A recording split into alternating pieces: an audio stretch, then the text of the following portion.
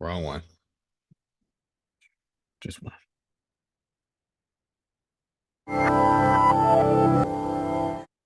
Crash Course Philosophy is brought to you by Squarespace. Squarespace, share your passion with the world. Let's say, for the sake of argument, that you love your father, by which I mean you want him to be alive. And let's also assume that you don't have any attachments to your mother that you might describe as romantic. Well, guess who thought he felt the same way about his parents? Oedipus. According to ancient Greek legend, when Oedipus was born, a prophecy foretold that he would kill his father and marry his mother. So, in an act of colossally bad decision-making, his father left baby Oedipus in the wilderness, assuming he would die, and the prophecy would then not come true. But instead, the abandoned baby was discovered and raised by another family. As an adult, Oedipus learned of the prophecy that he would kill his father and marry his mother. So, not knowing he was adopted, he left his adoptive parents in order to avoid fulfilling that prophecy, figuring that if he wasn't near them, it couldn't come true. Lo and behold, as he was trying to flee his fate, Oedipus killed a stranger in a fit of rage who turned out to be the father he had never met. He then proceeded to marry the dead man's widow, who was actually his mother, though he didn't know it. Needless to say, this is a fate that any of us would like to avoid. But for philosophers, the whole point of the story of Oedipus is there is no escaping fate.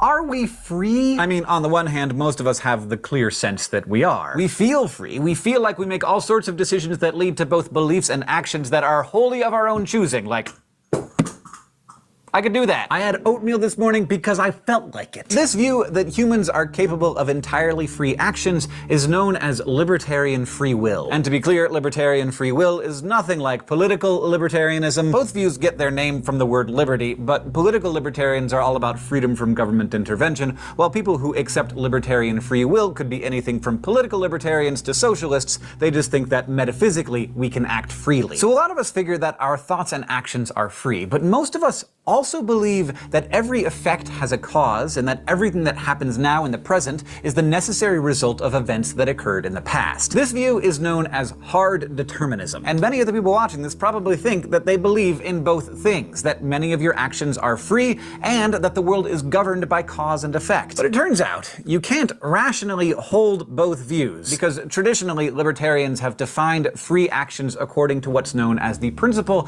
of alternate possibilities. That might sound like a plot device for a sci-fi show, but this principle says that an action is free only if the agent, that is, the person doing the thing, could have done otherwise. So truly free actions require options. Determinism, by contrast, doesn't allow options. It holds that every event is caused by a previous event, which means that an agent can never have done anything other than what they did, and therefore they are never free. But let's look at these two options more closely, and also let's look at my breakfast. Libertarianism says that my decision to eat oatmeal this morning wasn't necessarily caused by anything that happened before it. Instead, it could have been the result of non-physical events, specifically my own thoughts that originated right at that point. I ate oatmeal because I decided to eat oatmeal. End of story. But libertarianism runs counter to what we know about the workings of the physical world, with one thing causing another. So libertarians need a way to account for their view. One way they do that is by making a distinction between what's known as event causation and agent causation. Event causation means that no physical event can occur without having been caused by a previous physical event. So many libertarians concede that the physical world itself is deterministic, like a baseball is flying through the air because someone hit that ball with a bat. But many libertarians also argue that there's such a thing as agent causation, which says that an agent, a being propelled by a mind, can start a whole chain of causality that wasn't caused by anything else. So the person who hit the ball most likely did so because they just decided to do it. By this logic, agents have the ability to affect the causal chain of the universe. They can make stuff happen on their own. But many philosophers find this idea untenable. Where would these free decisions, the ones that launch entirely new causal chains, come from, they ask? Are they simply random? What would compel an agent to make one decision and not another? And if you can answer those questions, if you can explain what would cause an agent to act, then, well, you've just reinforced the position that actions are caused rather than free. The fact is, it's pretty difficult to find arguments that support libertarian free will. The best argument in favor of it seems to be that it just feels an awful lot like we're free. And libertarians Libertarians argue that we shouldn't discount the legitimacy of our own personal subjective experiences. So if we feel so free, we should seriously consider the possibility that we are. That point has a certain intuitive appeal, but if you can't come up with an argument to defend your feeling, then good philosophical reasoning recommends that you reject it, or at least withhold judgment until you can get some evidence together. So now, let's see if the hard determinists can do any better. 18th century French philosopher Baron d'Holbach said that none of our actions are actually free. D'Holbach believed that everything that's happening right now is the result of an unbroken chain of events. Everything, he said, is the inevitable result of what came before, including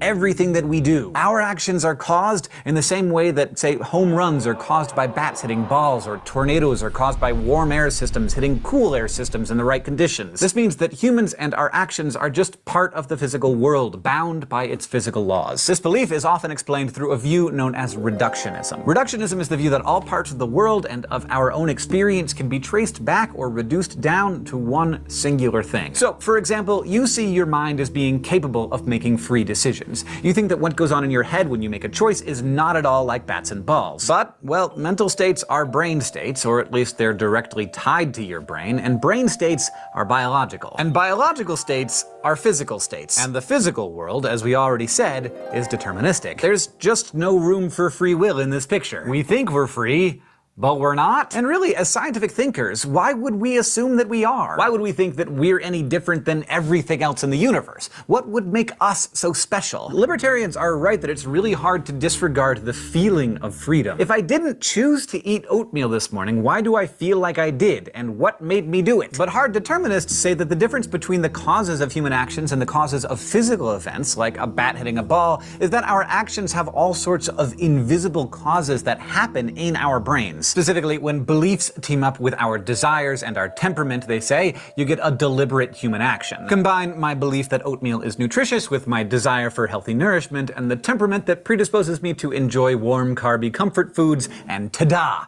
You get oatmeal-y breakfast. Now, you might argue that those particular beliefs, desires, and temperaments might lead to any number of breakfast choices, cream of wheat maybe, or some granola. But if you dig deep enough, you'd find that there are factors that rule out those options, as well as every other option. Maybe I'm a little worried one of my fillings is coming loose, so I'm shying away from granola because it's too crunchy. Or I just don't think about cream of wheat very often. I mean, they don't have very good brand awareness anymore. What even is cream of wheat exactly? And the oatmeal is sitting right there in front of me. Or maybe I briefly think of making one of those quinoa breakfast bowls that are so hip right now, but my lazy temperament or my belief that I'm running late pushes me to choose the 90 seconds in the microwave option. See how it works? All you have to do is change one factor, a belief, a desire, or temperament, and you get a different outcome. Hard determinists argue that just because we can't pinpoint the exact factors that led us to an action, we could, in theory, isolate them if we knew enough about all of the beliefs, desires, and temperaments swirling around in our brains. So in this view, what we call decisions are really just the inevitable results of a bunch of mental stuff combining in just the right way. And maybe it feels free, but it's not. But hold up,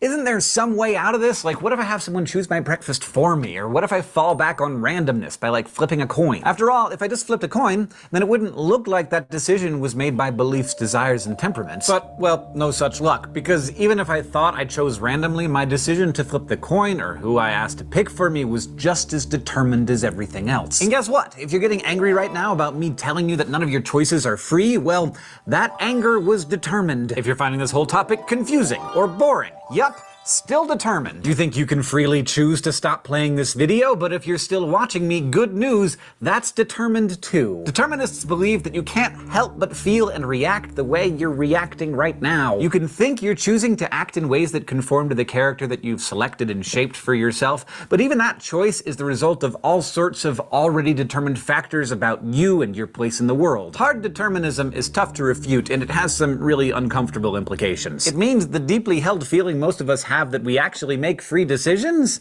is just wrong. And the whole concept of personal responsibility is thrown out the window too. As d'Holbach put it, we're all just cogs in a machine doing what we were always meant to do with no actual volition. Oedipus had to kill his dad and marry his mom. I had to eat oatmeal. And you just had to keep watching. You couldn't turn away. Today, we learned about All right, that's video one. I'm not done yet. For the next 8 I can't weeks, stand you. I Oh. cannot stand you, okay?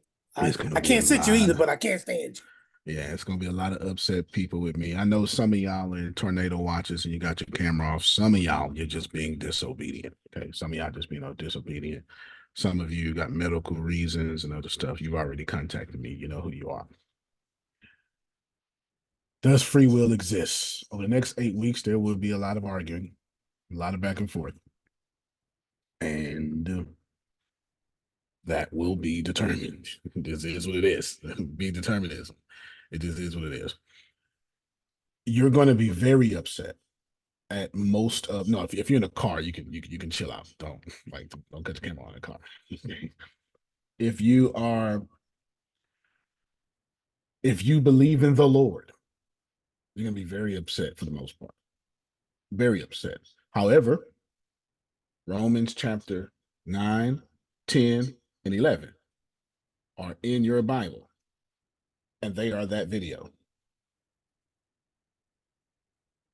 Go read Romans 9, 10, and 11. Those are literally called the deterministic chapters or determinism chapters, to where there is an elect that is already elected.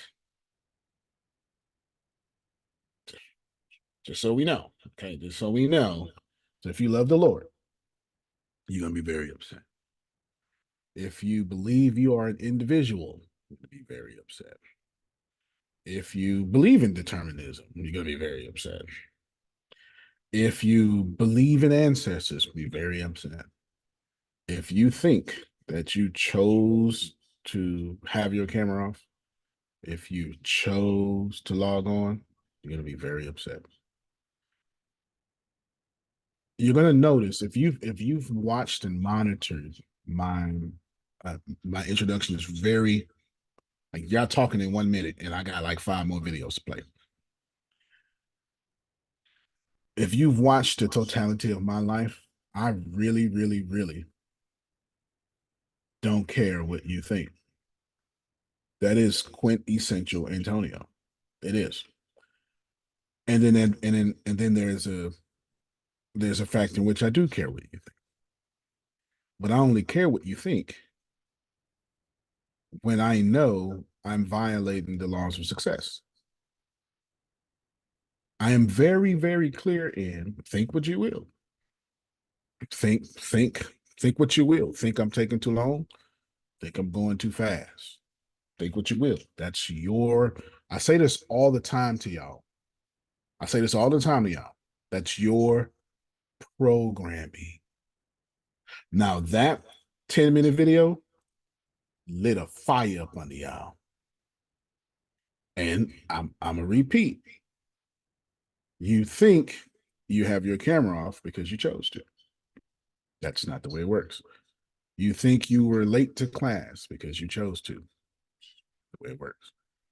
So we're gonna over the next 8 weeks, we're gonna talk about free will. Does it exist? Does it not? And here's what's really gonna mess your head up. If free will doesn't exist, then why am I praying?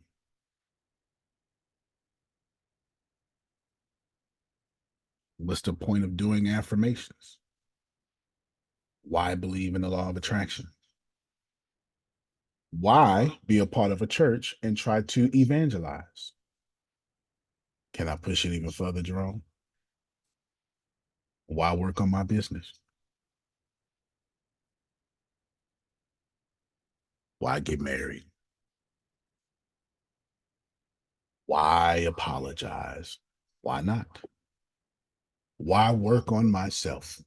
For the next 8 weeks, we're going to discuss free will or determinism. Those are the words. Are these things true?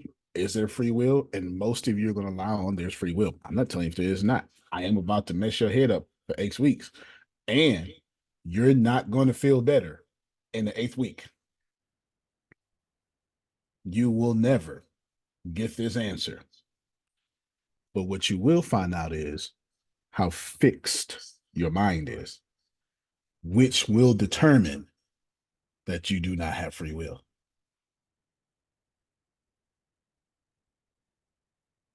All right.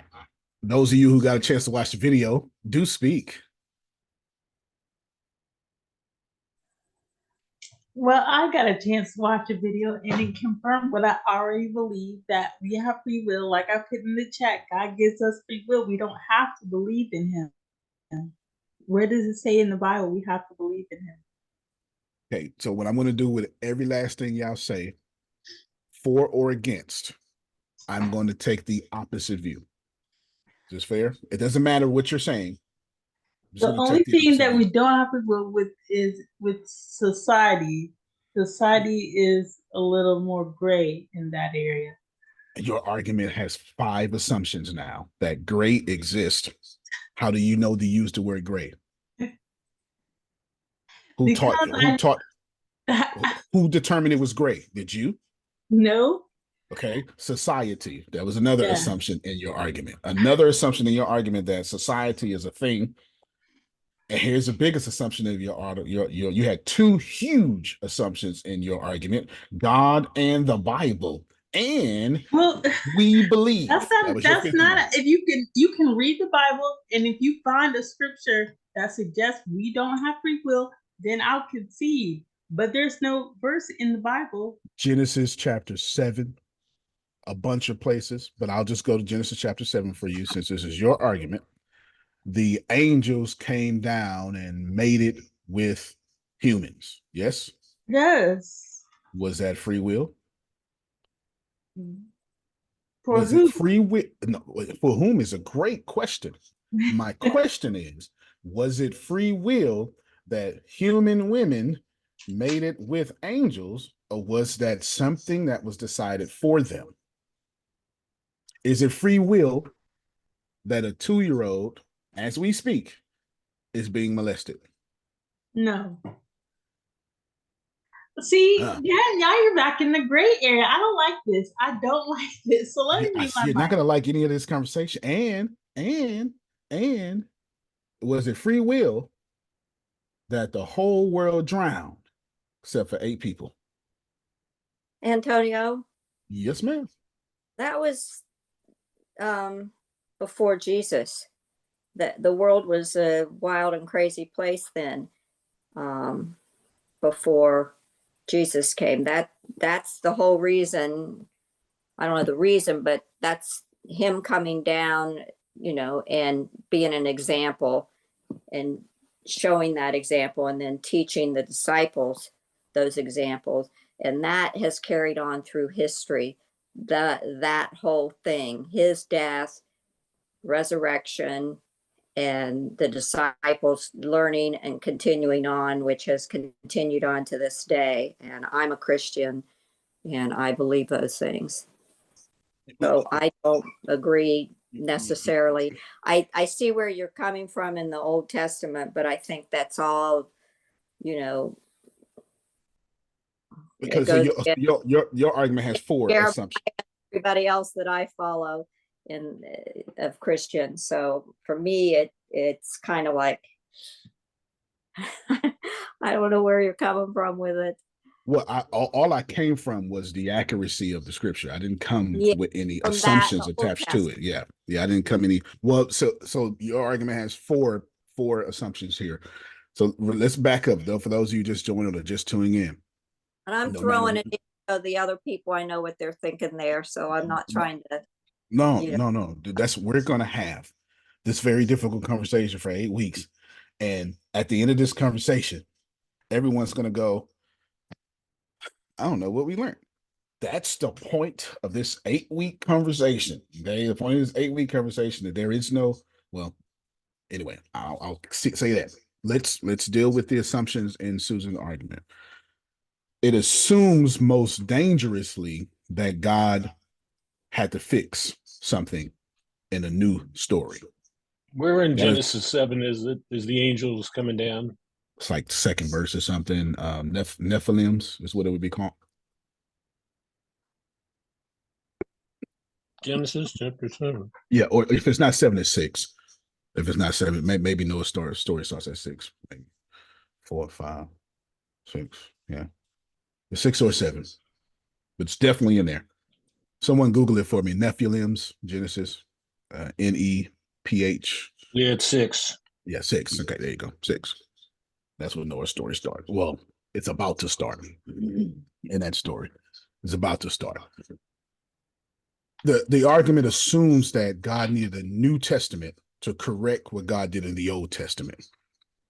Then it makes an argument Susan did not make, but it leaves a gaping hole, and it leaves someone to say, well, then it must have been two different gods, right? Or it must have been two different gods, one God of the Old Testament, one God of the New Testament. That's where that would come from. That's not what she's saying. I want to make that very clear.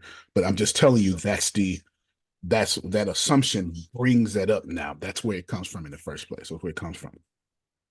It also makes this assumption that Abraham, Isaac, Jacob, David, Noah, anybody you like is not in heaven and won't be, because only heaveneers happen after Jesus.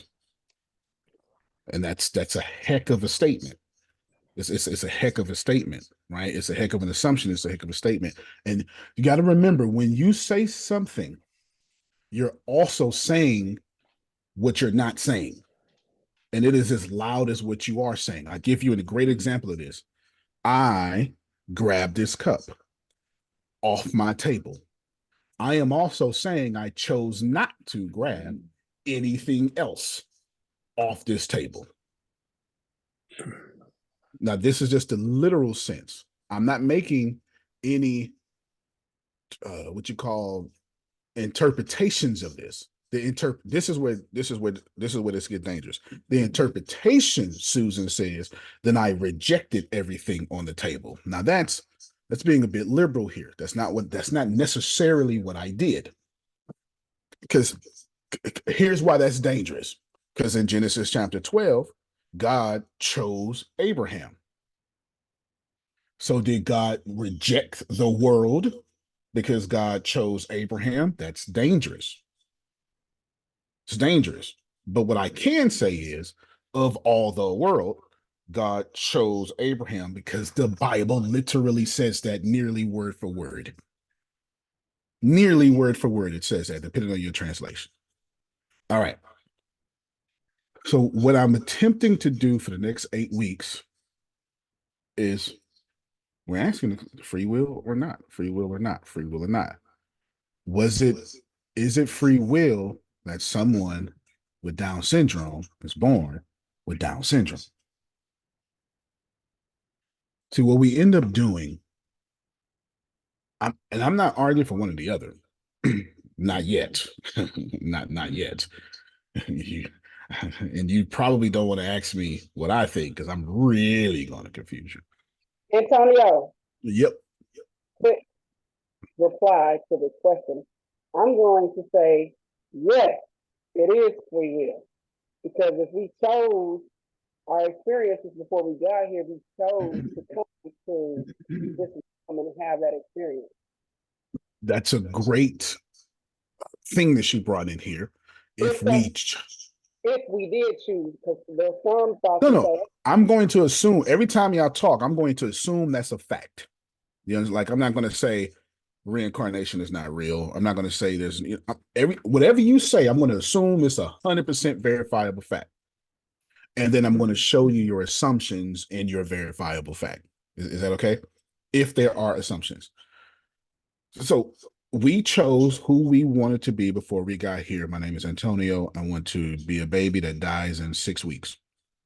Because my ascension is done, and this is the best way I can live this particular incarnation. And Damali is saying that's a fact. I agree with Damali. That's a fact. So I'm not, you get it? Like, I'm not saying I disagree with her. I agree with her. However, Jalen, that assumes that Damali lived one lifetime or two and decided in this one. And those other lifetimes have no determination in that determination. Because picking to be of Down syndrome for some great purpose assumes you have some background knowledge you're working with to make that decision be sound and sane. Antonio, Yes, ma'am. Down syndrome kids and adults are the happiest people ever. They, they really are. As we are speaking right now, my son is there working and playing and doing soccer and everything with all the kids with Down syndrome. Yeah, no, Right. But every Thursday, and in the summer, they're coming to his CrossFit and learning exercise. So it, for them, which is kind of interesting, I didn't even think of it this way.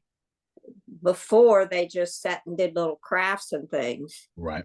Well, Chad Sorrentino showed up, and now they're out living life, kicking balls and doing things they didn't know they were capable of doing. That's fair.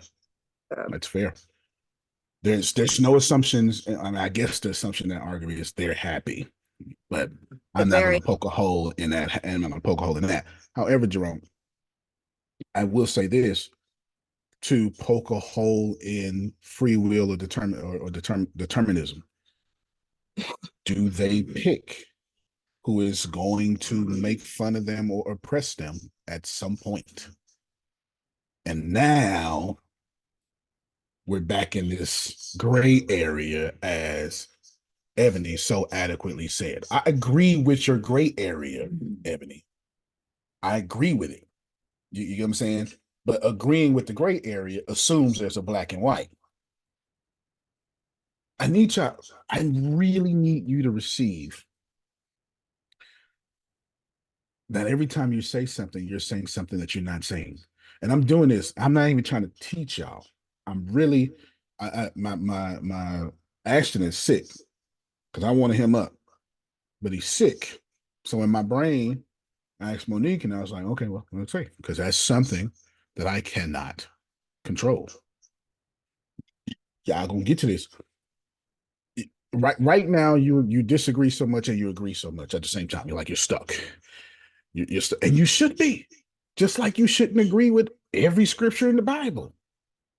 So you can't say that, Antonio. But you think that. You think you're the head and not the tail, but you don't think you should be shut up and silent because you're a woman. Come on, help me, somebody. Did I make it make sense, Ebony? Yes, you are the head and not the tail. You have us at the swimming pool, okay, right now. With the damn swimming pool, okay? And we need to learn how to swim, okay? Exactly. But instead of us taking us in 3 feet of water and bump, you're taking us and throwing us in the 12-foot of water. Yeah, I never liked y'all anyway. Yeah, you're gonna see who come to the top and who don't. And the ones that don't come to the top, you may need to give them a little extra help. You're throwing us in the damn deep end. I'm telling you. Yeah, I never liked y'all anyway. I never liked y'all anyway. Let's listen to 2 astrophysicists talk about it for a moment. Wait, did I do that right? Nope, I did not. Replay. Let's listen to 2 astrophysicists talk about it for a moment. Compare notes. Okay. On free will. Oh, one of my favorite things isn't to ask it? about.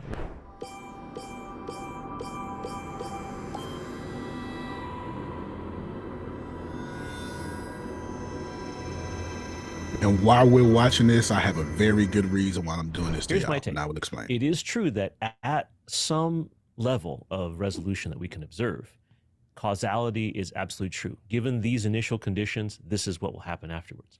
That's the physicist in you That's the speaking. physicist in you speaking. Exactly. So if you take it to its logical conclusion, then there is no free will because everything is predetermined by things that everything has an antecedent. Whether you know it or not, something is causing it to happen. Something precipitated the thing that caused the thing that made it's that always happen. going to happen. But there is also stochastic uncertainty in the universe. It's built in. There's randomness, there's unpredictability. Chaos. Yeah. And so you have to ask, I think, if you're a physicist, what level of chaos actually affects you to the extent that you could actually make an instantaneous decision based on other stuff that's not necessarily in your past experiences or what you have just seen in your current environment. Right? But wouldn't all those past experiences and your current environment, despite the fact that if you're introducing an element of Wouldn't all those past experiences in the current environment, this is what Damali was accidentally saying, or on purpose accidentally. chaos, so that you've never experienced this ever before, your experiences that you have had would then inform your decision about the thing that you've. So when Damali said I would be born Down syndrome, it's because of the past lives that would have determined her decision to do that today. Never experienced. Your inform is the word. Oh. Is it Rather inform than or dictate? predicate. Right. Right. Oh. Or require. Oh. Right. That's the thing there. Oh. Yeah. Let's say you're in a room with a whole bunch of audience members. You tell a joke. Right. It falls flat. In that moment, you have many things you could do to turn it into a laugh point. True. Right? You hear silence and you'd be like, oh, that was good. And then everyone laughs. Or, so you make some Or sort is of this comment. mic on? That's right. the old one. Right. What do you do? Do you have the freedom to choose one of several choices that you had designed from your past, that you prepared to deal with that eventuality? Or is the choice made for you already? But if he was less experienced, he might not dig out of that hole Yes. as effectively or efficiently. Exactly. But if you've been in 100 cases where you had a joke bomb, Right. you have data on how to pull out of it. Exactly. So statistically, you have a chance of getting people And it to happens smile. instantaneously. Right You in don't the even moment. realize that it's happening. It's in the moment. So But it's in the yeah. moment. Right. Did you have free will to not? See, that's right. Right. So now that would be interesting, because here you are in a place where your instinct, your training, and Your your 10,000 desire, hours, 10,000 hours, right, whatever it is. will, as a reflex, cause you to say this, this, and this, and then people go, wow, that was great. Look how he turned it around. So, Charles, can I say in that comment that he preloaded his neurosynapses so that in that moment, they all tripped. Right. They tripped, meaning triggered, That's right. to go to the solution to that problem. Right. The same is true. But then I wouldn't have free will at that point. That's it what would I'm just saying. be a response. What I would have is a response to a That's right. situation, not Yes. necessarily. I wasn't really choosing that. It chose it for you. It chose it for me. You have 5 choices, and then your system chooses one of the 5 or In that whatever, moment. in that moment, right? And so in that moment you are not exercising free will. Did you set it up though with free will in the past so that you could react this way deterministically, but you actually were in control of the All right, so I gotta stop right here's there. another- We're not going to cut this off. We're going to hit play, but I need to explain what he just said because I'm a nerd. Did Damali use her free will to determine something that just happened 10 minutes ago, but she did it 10 years ago? And that could be possible. Now, is it possible? Am I about to explain it away? Is he about to explain it away? About to find out, even though I've seen this 1,000 times. However, I'll give you an idea. Damali says, I don't want to lose my car keys. We're late. We're on vacation. And I don't need to lose my car keys the way I did last time. She also says, and I don't need to lose my ID on the plane the way I did last time, which actually happened to me. If it wasn't for the nice white lady behind me, I'd have been stuck somewhere. Because when you, in America, no, pretty much everywhere I've flown, you got to take your identification out of its casing. And then what you do, Susan, with all your bags and stuff, you slip it in your pocket. But the problem with pockets in slick identification cards is when your knees and your legs go parallel to the marching surface, they slide out. So Damali says, I'm going to put my ID in my booby holder, whatever you ladies call it, or we're going to put the ID in our purse. So what she did is she's not lost her ID by what you call in common vernacular preventative measures. The question now becomes, is the preventative measure free will or based on determinism and all the data that you may have? Here's another one. Back to the keys. I'm going to put my keys in a hotel refrigerator. Therefore, I know we can't lose the keys. And in 6 hours from now, I will know where the keys are because putting my keys in the refrigerator is dumb. And I can't forget that. And right there, she doesn't lose her keys because 6 hours ago, she ignorantly put them in the refrigerator, which is so unusual. It's unforgettable. And she does not lose her keys. So anyone with common sense here would say, well, Antonio, that sounds like free will to me. So you might as well just stop the whole class. That sounds like free will. You killing your own argument. That's free will, sir. Okay. That's what he's explaining right now. Let's see what happens next. A physical example of that. A football player is trying to sack a quarterback. The quarterback jukes left. The person trying to sack the QB doesn't have enough time to think about whether to move left or right or up or down. It has to react based on years of training and practice and experience. So in that moment, that action is not free. But in the setting up of that moment, if it was free enough, does that constitute free will? Stop. So this is where his argument starts to go a different direction. Because years of training, years of failing, years of data, whatever, that's no longer free will. That is data that causes determination. And where did you get that initial data from? Because somebody told you to practice. And who told them to practice? Their mama told them to practice. So that's all determinism. However, in that split second that you have to react, that seems like a free will reaction, but it can't be because it comes from that 1,000 hours rule. He's now drawing a line into maybe there's something here. From a physics perspective, it might not. Then again, from a psychological point of view or from a biological. Hey, see, he's moving out of physics now and saying maybe other sciences can explain free will. Point of view, it might. Wait, what good are you if you're not landing on one side or the other? Yeah. I don't need you to. Neil Tyson here shoots that down because if you're not landing on one side or the other, then you're not good at all. And that's true. You're either alive or dead. You're not Schrodinger's cat, or maybe you are. We'll find out. It could be this, it could be that. And I'm right both ways. Yeah. Whichever the actual answer is, I was right. Yeah. Well, he's saying, I don't really have the free will to make that determination. I'm going to be right or wrong. Let's just ask an opinion. In my opinion, I would like to have free will exist. Okay, now we're getting to it. Let's get out the facts. Let me tell you how I feel. Listen to what Susan said. I'm a Christian and this is what I believe. That's how she ended. And I'm not trying to take away your belief, but when we finish this video, you'll see why I'm doing this.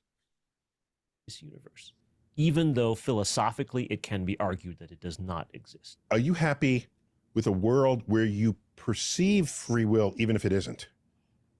Maybe. This has to do with the movie Arrival, right? Starring Amy Adams. Yes. Where if you know how your future is going to turn out, would you like to live your life anyway? Right? Mm-hmm. And the answer is yes, I would.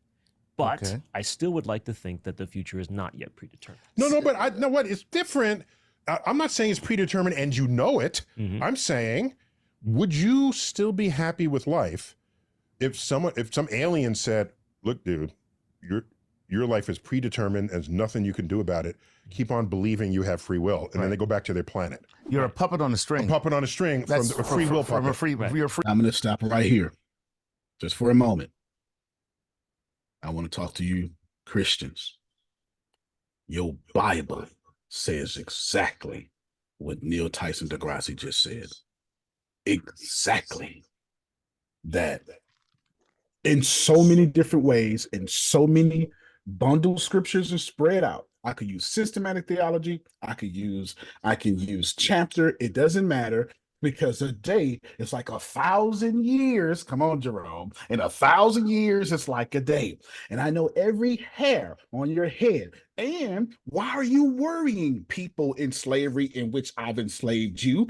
plant gardens, build houses, do not dwindle, marry sons, have your sons marry daughters, and then pray for the city in which I've enslaved you, because for their prosperity, we'll have your prosperity. That's verse 7. 4 verse later, Susan, it says, because I know the plans I have for you, plans to hope. You better not play with me. Now, All let me of tell you this something. Don't you is the start nothing about my God. Don't I'm you trying start to nothing. He woke that me up this morning and started me on my way. You did not get up. Put your hands down, Antonio T. Smith Jr. You I did not just want get you up to and know stretch out that that's sky, and neither did nobody else. I'm trying to tell you something now. I I know what he just told want you me. to He know saved that's my life. determinism.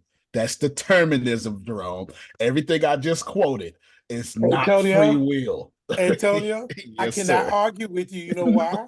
Because that same book says, before you were formed in your mother's womb, I Shaped knew you. you. Come on now. I Come on formed now. you. So I need y'all to get that whether And you believe I'm supposed to have free will too. Talk about a dichotomy. and here's what we do, because I'm finna teach you something drastically in a second. Here's what we do. We believe in free will until we don't get what we want. Then we go, well, it must be in God's will. And then we lie ourselves and we say, well, God has a perfect will and a permissive will. What does that even mean? That doesn't even mean anything. It is a very comfortable way of saying I lost and I'm confused. So I'm going to put God in my confusion. And I'm never going to figure out why I lost. I'm just going to get to my next loss and use this excuse again. See, I have a very, very specific reason why I'm going to take you out through this torture for the next 8 weeks. Because if I Antonio was, T. Smith Jr., yes, ma'am. let me say this. Okay, before you say, and just notice, I'm not messing with y'all Bible. I'm not. Okay, just so we're clear. I'm actually But you giving messing your with my people. head. But That's you got messing with doggone my right. head. I ain't like your head anyway. You understand? I'm definitely messing with your head. But I'm lifting your scriptures and I'm saying that your God had a plan. If I'm doing anything. Okay, go ahead, Sandra. Take your time.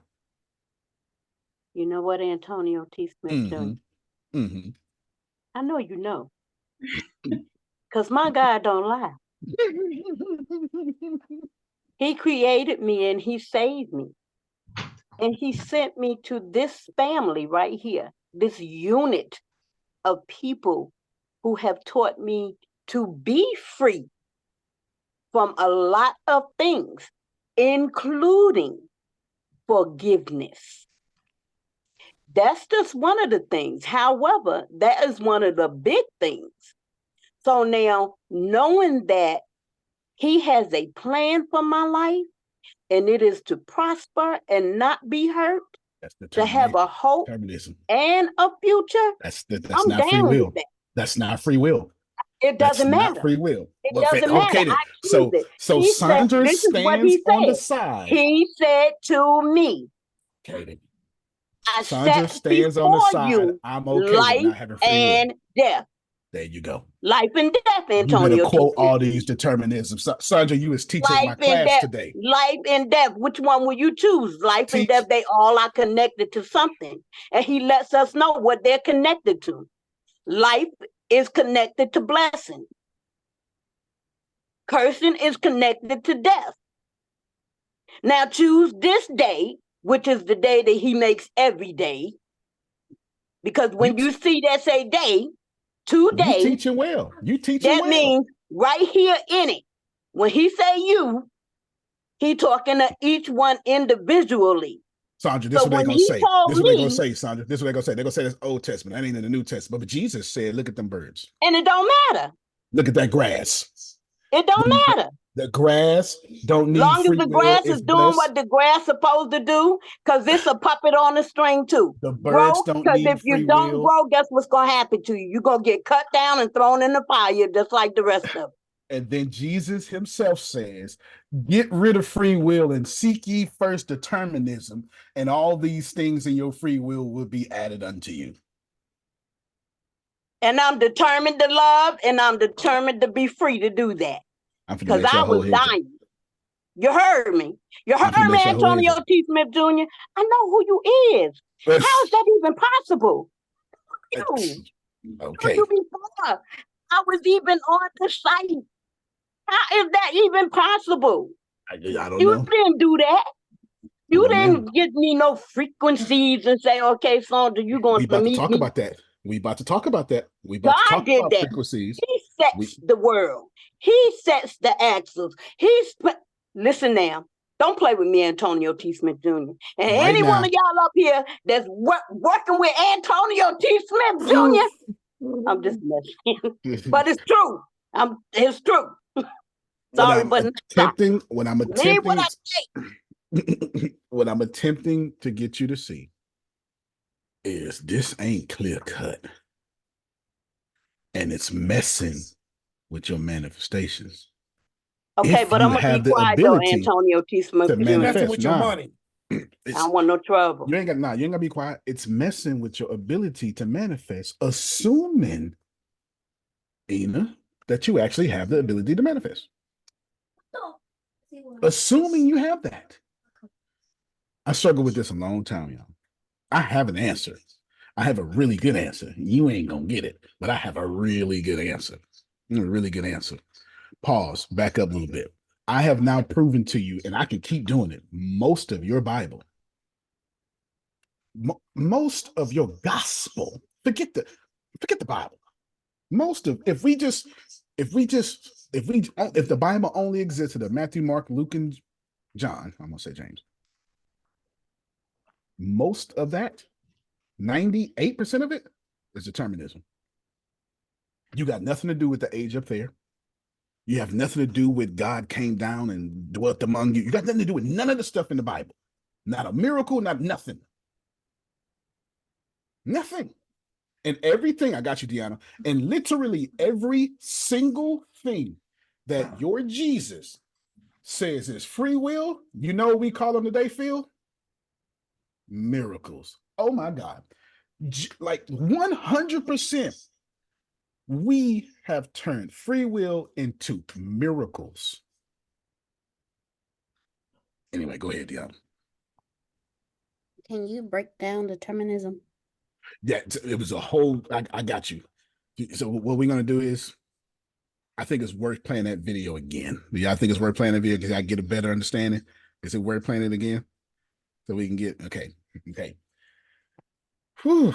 There's a lot here. And I tell you, I say again, nobody's leaving here unfrustrated. Because it's called cognitive dissonance. When one neuron is holding on to thoughts, the chemical response is frustration. You're not mad at me. You're not even mad. Your body is having a chemical reaction to being confused. That's it. And this is what I'm trying to teach you. If you don't have a vibration about that, then you can do something. So I'm going to give you, I've got 1, 2, 3, 4, 5 main points, but I ain't got to them yet. We're gonna play this video again.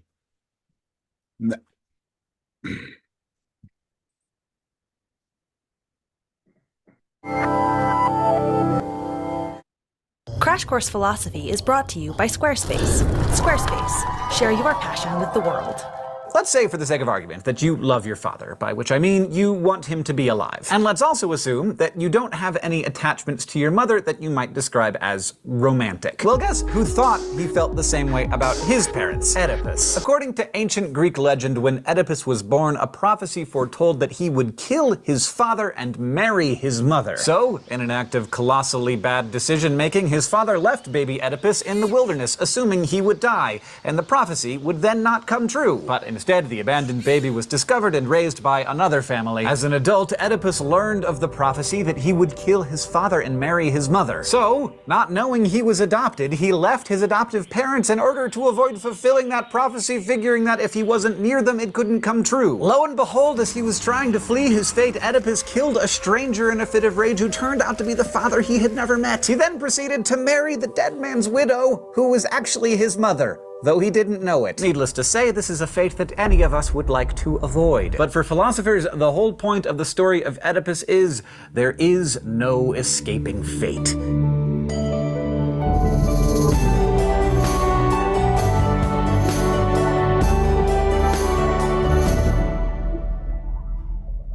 Are we free? I mean, on the one hand, most of us have the clear sense that we are. We feel free. We feel like we make all sorts of decisions that lead to both beliefs and actions that are wholly of our own choosing, like I could do that. I had oatmeal this morning because I felt like it. This view that humans are capable of entirely free actions is known as libertarian free will. And to be clear, libertarian free will is nothing like political libertarianism. Both views get their name from the word liberty, but political libertarians are all about freedom from government intervention, while people who accept libertarian free will could be anything from political libertarians to socialists. They just think that metaphysically we can act freely. So a lot of us figure that our thoughts and actions are free, but most of us also believe that every effect has a cause and that everything that happens now in the present is the necessary result of events that occurred in the past. This view is known as hard determinism, and many of the people watching this probably think that they believe in both things, that many of your actions are free. I'm going to stop right because the question here was, what is determinism? The belief that all events are caused by past events such that nothing other than what does occur could occur. Which is everything. Y'all believe that. You don't not believe that. You believe that. you believe it so much that you put a God over the universe that controls it. That's how much you believe it.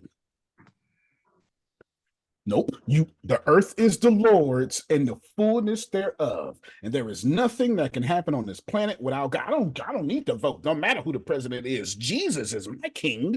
This is what you're saying. Y'all believe in determinism so much that you're waiting for Jesus to come back.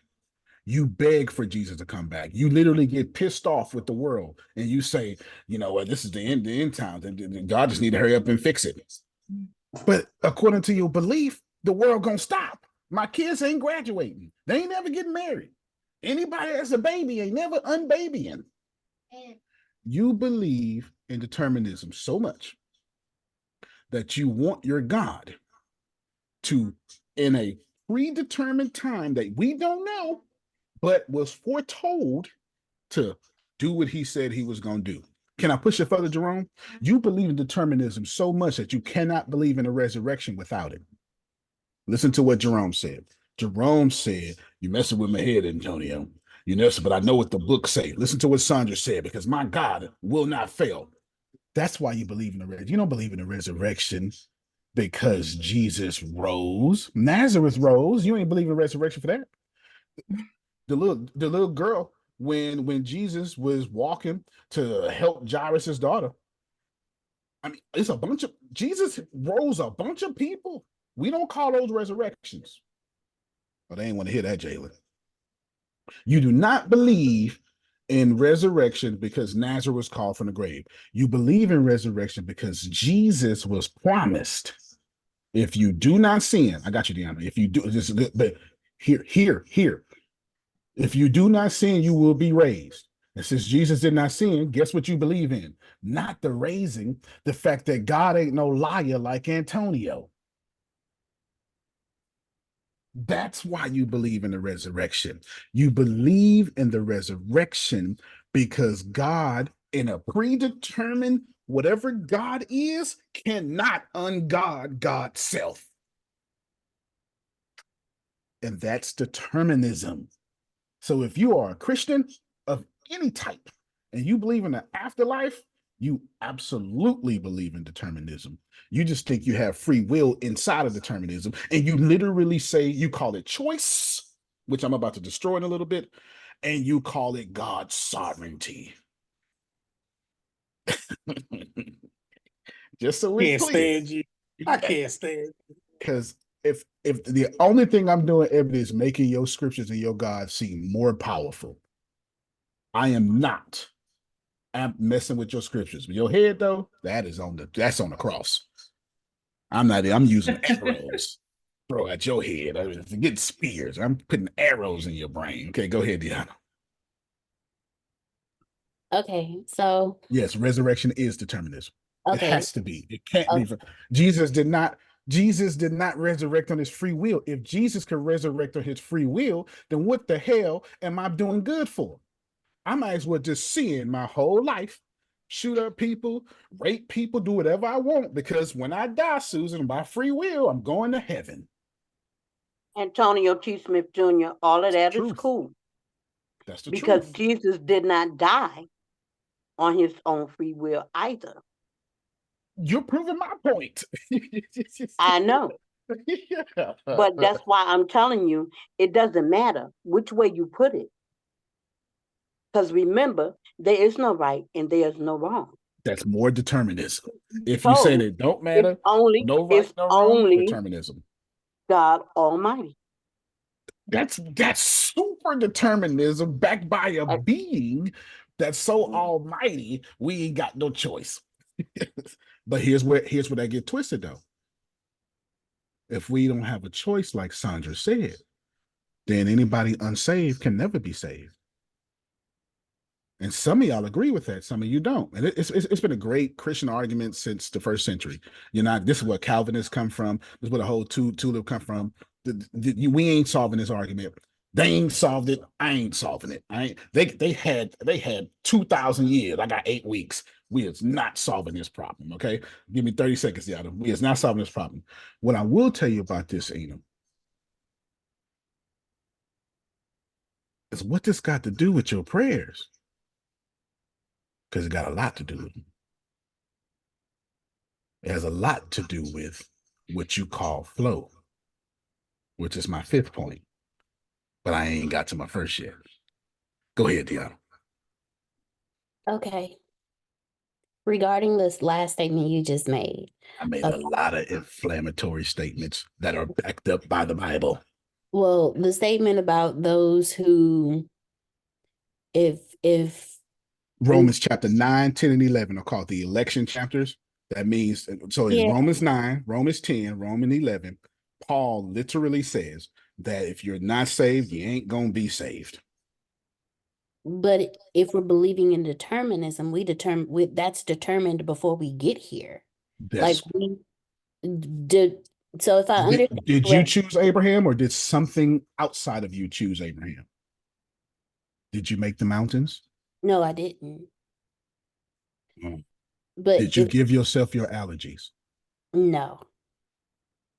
Yeah, I get it. Antonio, I need to say one more. I need to say one both more of thing. y'all both of you talk. We're going back and forth, Deanna. It's on I purpose. just need to say on this. It's on the same lines that you're saying, and it's in Romans 2, and it's really, really important for what you're talking about. It says, "When I do that, which I would not, it is no longer I, but sin that dwells within me. O wretched man that I am, who shall deliver me from the body of death?" Because on one hand, when I'm supposed to do this, I don't. And then on the other hand, when I shouldn't do that, I do. Who can? And then it goes right to Jesus. If it weren't for Jesus, so I'm telling you, dude, you stirred it up, boy. Okay, Deanna, back to you. You didn't choose the mountains. You didn't choose your allergies. You didn't choose your heart. Not the way it is. Like you went in your mother's womb knitting your liver. You know, I want my liver to be like Susan's, No, you didn't get to do that. Okay. Okay, keep going. But so I believe in reincarnation. That's more determinism. But keep going. So while I did not Stop right there. Reincarnation is determinism because you don't free willy reincarnate. Okay. So I believe in reincarnation, which makes me which makes me a believer in hard determinism. Christians believe in reincarnation. They say, Paul says, the corruptible will put on the incorruptible. The mortal will put on immortality. All right, keep going. So in believing in both, you can't believe in both free will and determinism. Well, no, that's just it. So if I believe in reincarnation and hard determinism, then there is no free will, because while something larger, while something bigger than me that I'm connected to created and wove my heart and my liver, put the mountains up and everything, it was determined. Created the world you were Yeah, born the in. world. Before I got here, there was already an assignment for me. So then there is no free will. So now we getting dicey, because when you brought up assignment for me, that, let me be quiet, because I don't have to tell you this, because the two astrophysicists are about to bring up Oedipus again. I don't have to do it. Free will puppet on the string. What I would say in that case is that I would hope that the knowledge that I have that puppet on the string circumstance allows me to circumvent it. I can find a way. If it's fate, right? You've seen so many. This Deanna was just talking about fate. I have a destiny. Greek mythology Assignment. stories where you tried to avoid the fate of whatever the gods have And destined the act for of you. avoiding it That's what makes it happen. Like Oedipus, for example. All right, so just so we're clear, Deanna, not only you, well, I don't say you're right, but they bring up Oedipus. Okay, go ahead, Deanna. Okay, so I'm sitting here and I'm further understanding my understanding of the world and free will and what we're talking about. Our life, we come here with an assignment. We're thinking we don't, but we do. While we have free will to decide which path we go down, but ultimately it will still lead us to our assignment. The free will comes into place when it's okay, you know what? It'll probably be easier if I take this path. But no, I want to challenge. I want to struggle. So I'm gonna go down this path. But did you choose that path? And did you choose to struggle? Did you choose what struggle means? I didn't choose what struggle means. Let's pause. I agree with everything you're saying. I got you I agree. now. Remember what before you log on, I told everybody, no matter what you say, I'm gonna show you the assumptions in your argument. Right. I'm not disagreeing with y'all, but I will tell you this, Deanna, if what you believe is to be true, who believes like Deanna? Repeat what you said you just believed, Deanna. So I am a believer in hard determinism, which means I have an assignment before I get here, which means no matter what I do, I'm always going to be directed to that assignment. Stop right there. Who believes that? Okay, that's okay. That's the whole top half of the call. What about bottom half with your screens off? I believe. Okay. Okay. Damali says she believe that, believes. but I also believe that you can determine whether you want to choose that. The only reason I'm saying that is because of what I mentioned earlier. God sets it before us, and he does it every day. However, everything is already lined up. See, I've had children and grandchildren and great-grandchildren. So when I set things before them and I say, okay, I already have this set out for you, but you still get to choose. Rather, let's say an outfit. You still get to choose whether you're going to wear the outfit that you continue to wear on a regular basis or wear these new clothes. All right, I'm about to mess your head up. You still get to choose your outfit. However, when you choose to do the old thing that will keep you jacked up because you have outgrown those clothes, you are going to hurt yourself. You're not hurting me. You're going to hurt yourself. However, it is still your choice. But you're not saying choice is free will in this particular case. You're not using choice as free will. You're using choice as, due to these two things that are set before me, I have determinism to make a choice because I know it's down that road. So that's not real choice. All right, just so we know, that's not freedom. And you're not really making a But choice. that's what I'm saying about how God has done things. It's already done. He's God Almighty. He's God Almighty. It doesn't matter what discussion is being held. It doesn't matter rather people say, well, I don't like my tongue in my mouth. I'm going to put it on my butt. It doesn't matter. God didn't create it that way. Whenever he puts it and sets it in place, it's set in place. People are trying to determine which way they want to do as far as God is concerned. They can't. Hey, I'm not telling you that's Matter right. which way it's put. I'm not telling you that's right, not telling you it's wrong, but I will tell you that having that viewpoint, ain't no sense in us going to evangelize whatsoever. Just so we're clear. I'm not saying that's what she's saying. Just showing you these assumptions. But Dana, before you go, if y'all believe in 90% of this call, even Levon raised a hand, emoji hand, 90% of this call believes, at least that's who participated in the poll, what Deanna said, I was here and I got an assignment. If that's the case, then you should be a good wife. You should be a good husband. And the reason why you're not a good wife, the reason why you're not a good husband is because you're fighting your assignment.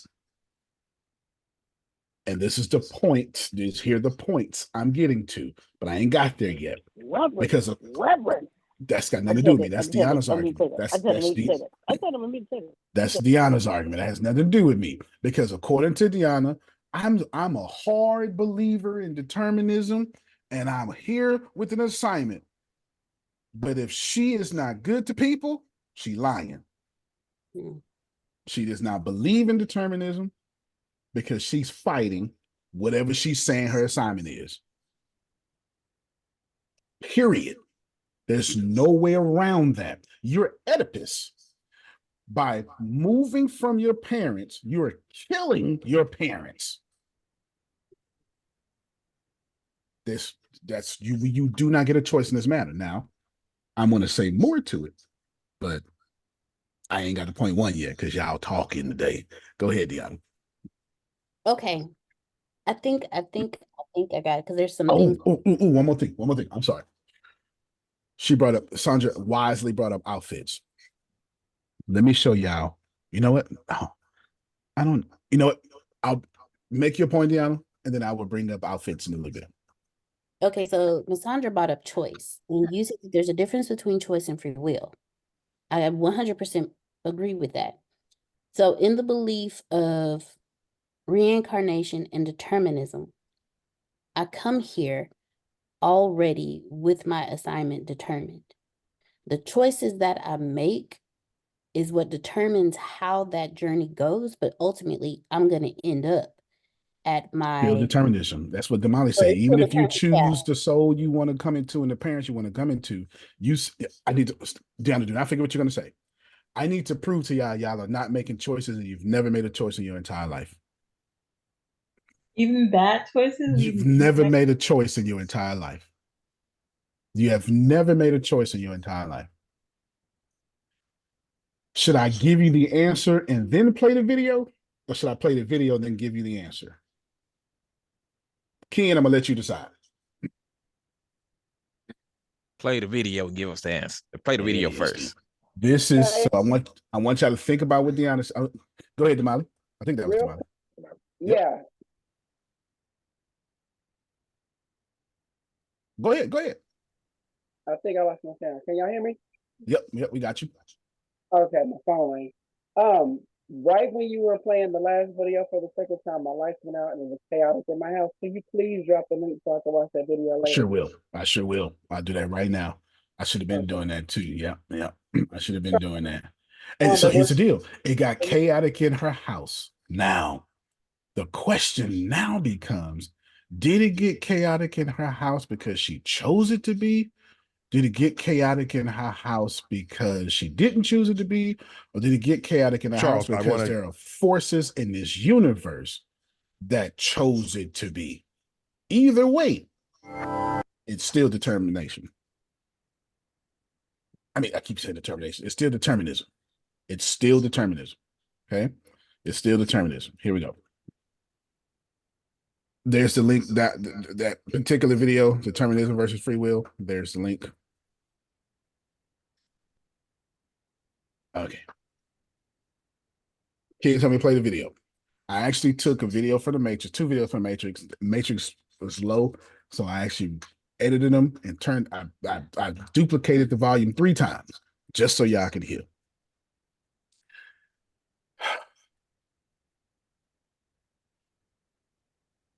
Dr.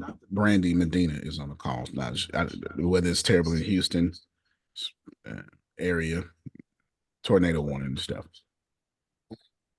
Not only am I doing what Dr. Brandy would have been exposed to in her PhD. PhD means I have a doctorate in stuff we can't prove. That's exactly what PhD means, a doctorate in philosophy. But then I am doing stuff you can't even teach. You'll never learn this in college. Now watch this here.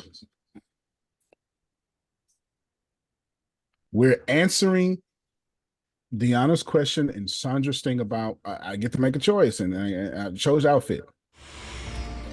Château Aubryon, 1959. Magnificent wine. I love French wine.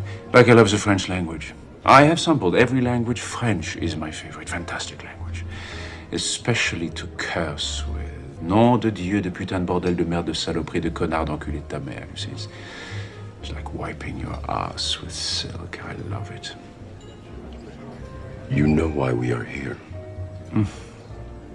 I am a trafficker of information. I know everything I can. The question is... I'm going to pause this for a few times. You know why we're here. The question is, do you know why you're here?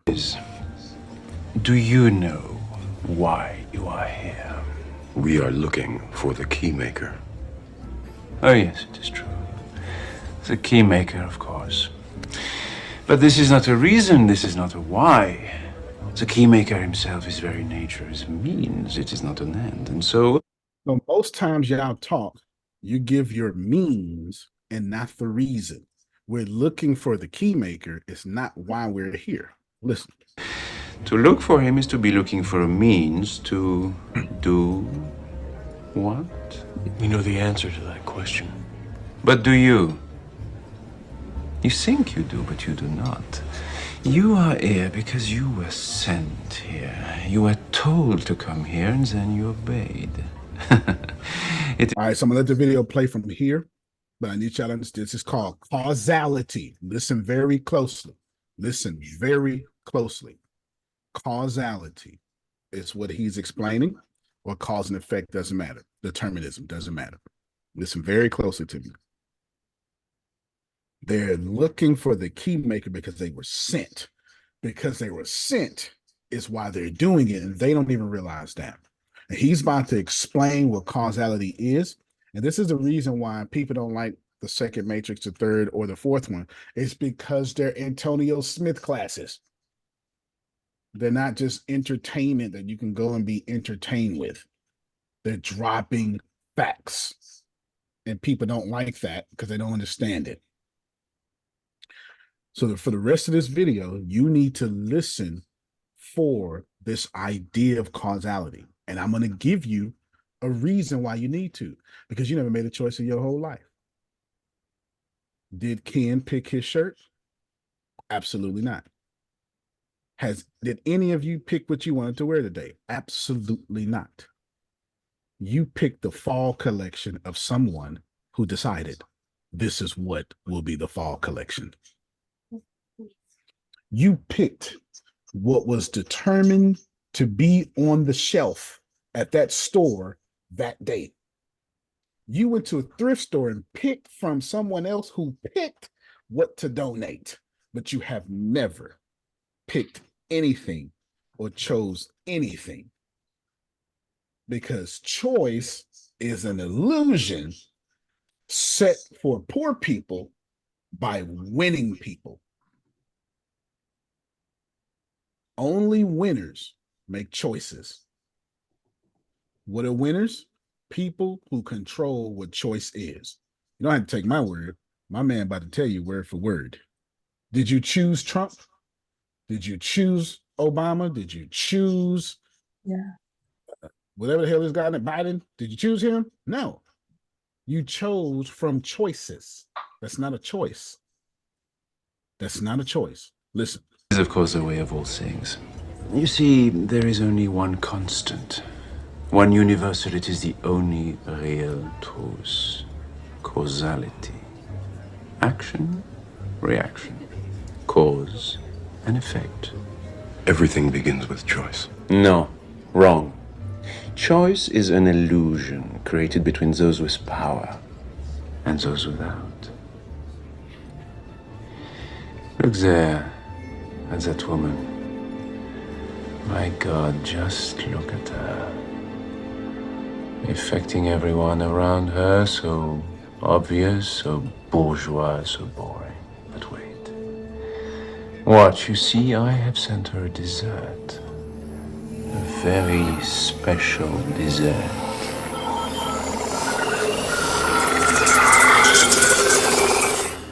I wrote it myself. It starts so simply. Each line of the program creating a new effect, just like poetry. First, a rush, heat, her heart flutters. You can see it now, yes? She does not understand why. Is it the wine? No. What is it, and what is the reason? And soon it does not matter. Soon the why and the reason are gone. And all that matters is the feeling itself. And this is the nature of the universe. We struggle against it, we fight to deny it, but it is, of course, pretends it is a lie. Beneath our poised appearance, the truth is we are completely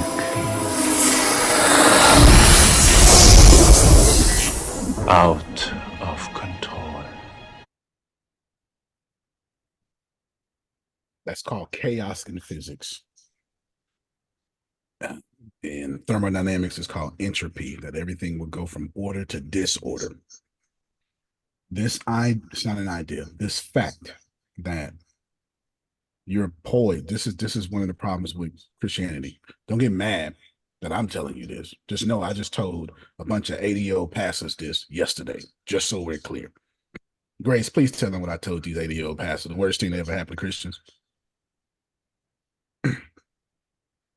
Was to be born and raised in the church. Worst thing that ever happened to Christians, be born and raised in the church. Because under your poise, practice, disposition, we are all chaos. And you don't get to disagree with that if you believe in sin, because sin is chaos. And you all say that we are a sin nature, a flesh. So I want you to understand something very, very, very, very clear. That he said, and you saw it depicted in her. Why? I'm wondering why? And then you get to the point where the feeling is so strong, you stop wondering why.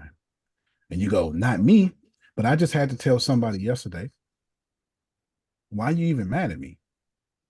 Do you understand why you're even mad at me? See, the reason why was lost,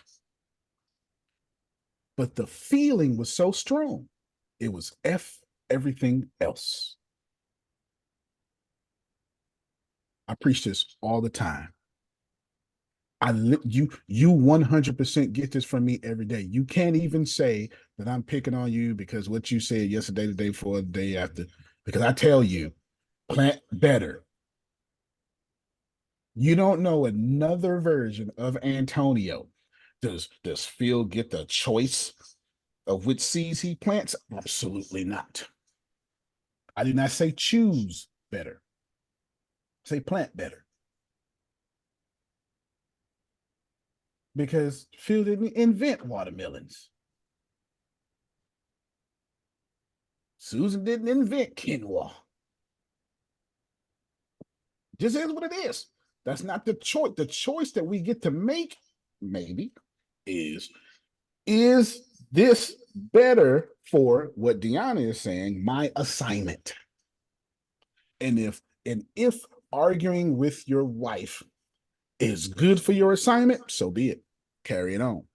But if it's not, you are delaying and pushing away your assignment. And I tell you that every day. It is very rare that you see me joscillate between chaos and not chaos. I'm always chaos. This is why I'm always getting not chaos, because I understand that the whole world is chaos. You hear me say it. You hear me say it every day, Grace, by saying 95% of this stuff is just contrast. I can restate that. 95% of this stuff is chaos, and you ain't supposed to be paying attention to it. You're only supposed to be paying attention to the 5% that's not chaos, because you can't even enjoy the not chaos without the chaos. Y'all hear me say this stuff every single day for years. I just ain't gave it to you like this because you didn't have the language. But now I'm showing these videos and you do. Pay attention. The most important part here, and which allowed me to get to my 5 points here, Jalen, is you go, and then after a while, it don't matter no more because now you're pissed or you're in your belief. And it doesn't matter no more because now you are getting whatever that you're about, whether it's a positive way or not, because your belief is now what's causing your determinism to show up in your life. And here's the deal. My question to you, Ken, is that really your belief? Are you really Christian? Or were these the options that you had? Because if you were born in Pakistan, you probably wouldn't be Christian. See, if I change one thing, if I go back to that physics video, I didn't have to. The first determinist video, if I change one thing, and it's not your choice. You're Christian because you were born into a Christian family. I told Grace this a long time. I chose to be Baptist. I wasn't raised in anything. I was raised in the streets. So I chose to be Baptist. I got a question. We say it again, Grace. But did you really choose? No, absolutely not. Because Baptist was there before I got here. Did you choose the streets? No. My determinism chose the streets because my parents didn't recognize or learn or have the opportunity to recognize or learn how not to get into the streets or be at a different income level. Their zip code chose them. They did not choose their zip code. And their zip code chose them by red districting that happened when they were children. And then during the 40s, during the interstate highway, they took all Black communities and put them right by the interstate highway. You'll never see an MLK street in an affluent neighborhood. Oh, damn. I was raised on the MLK Avenue in Stockton scene. See, in a Black neighborhood, low income. Well, they're trying to build it up now, but yeah, it was. You'll never see it. You'll never see it. You're not making choices. Someone has gerrymandered those choices for you, and you think those are choices. Now you go, Antonio, well, what the hell is all this about, there? Because you pissing me off. I understand. That was the point. I truly did not write these 8 weeks of lessons for y'all. I need my boys, because Aiden is about to be 16. Now, Aiden is at the point of age to he used to always be up under his daddy. Always under his daddy. But now he's independent. So he want to be up under himself. As he should be.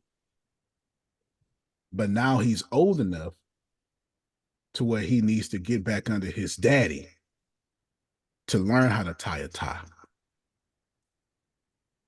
to learn how to change oil, change brakes, to learn how to invest so he can chase his dreams instead of doing what him and his mama had to do and chase our dreams so they can have a better life. So he's in the independent stage. Ashton is going through the independent stage. Aaron is still, I'm gonna be up under my parents. She gonna grow out of that too. But then you get to an age, and it's normally about 16, where you need to come back under the fold, but with your own brain. He needs to come back under me with his brain, not mine, with his. And a great example of that is happening right now in the G League or the NBA Combine right now. Bronny James was just the player of the game. He's breaking under. My dad wants to play with me. I got my narrative now, and his father has no problem with that. Now he's proving everybody wrong, but just hear me for a moment. I ain't teaching this for y'all. Teaching this for my kids. This is part of their homeschool. Teaching it for my kids. Why is this important? Well, let me play this video, and then I will give you my points. And God blessed thee for this video. I turned it up for you.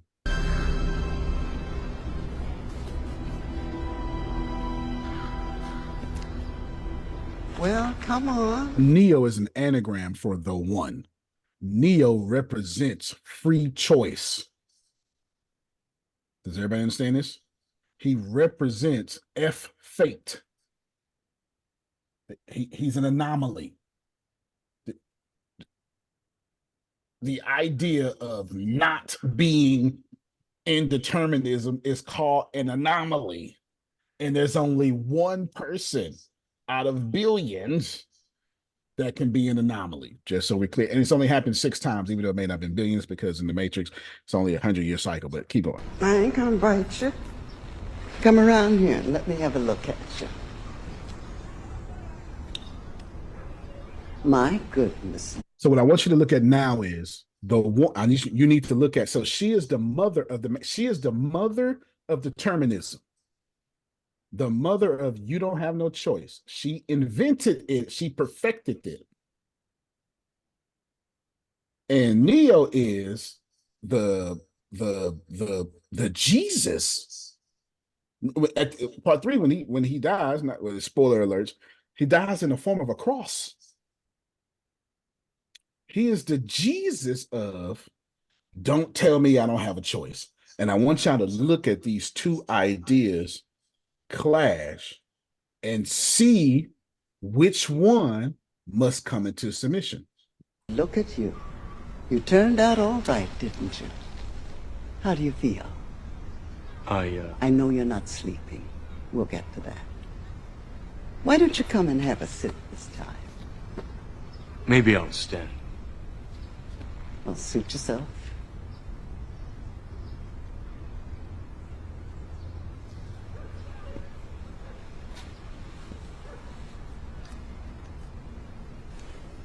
I felt like sitting. I know. So, let's get the obvious stuff out of the way. You're not human, are you?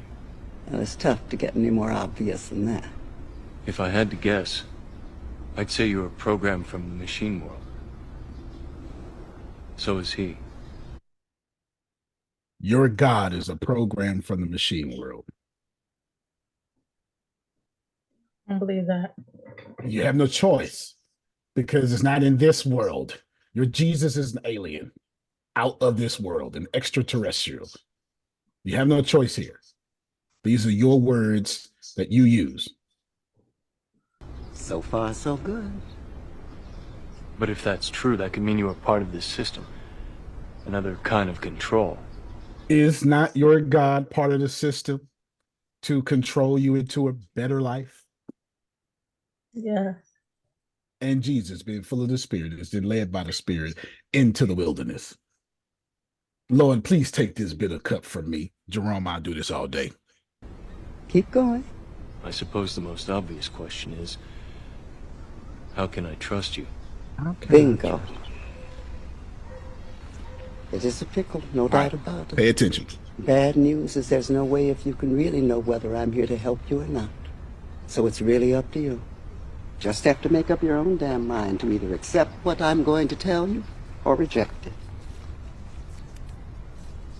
Tandy?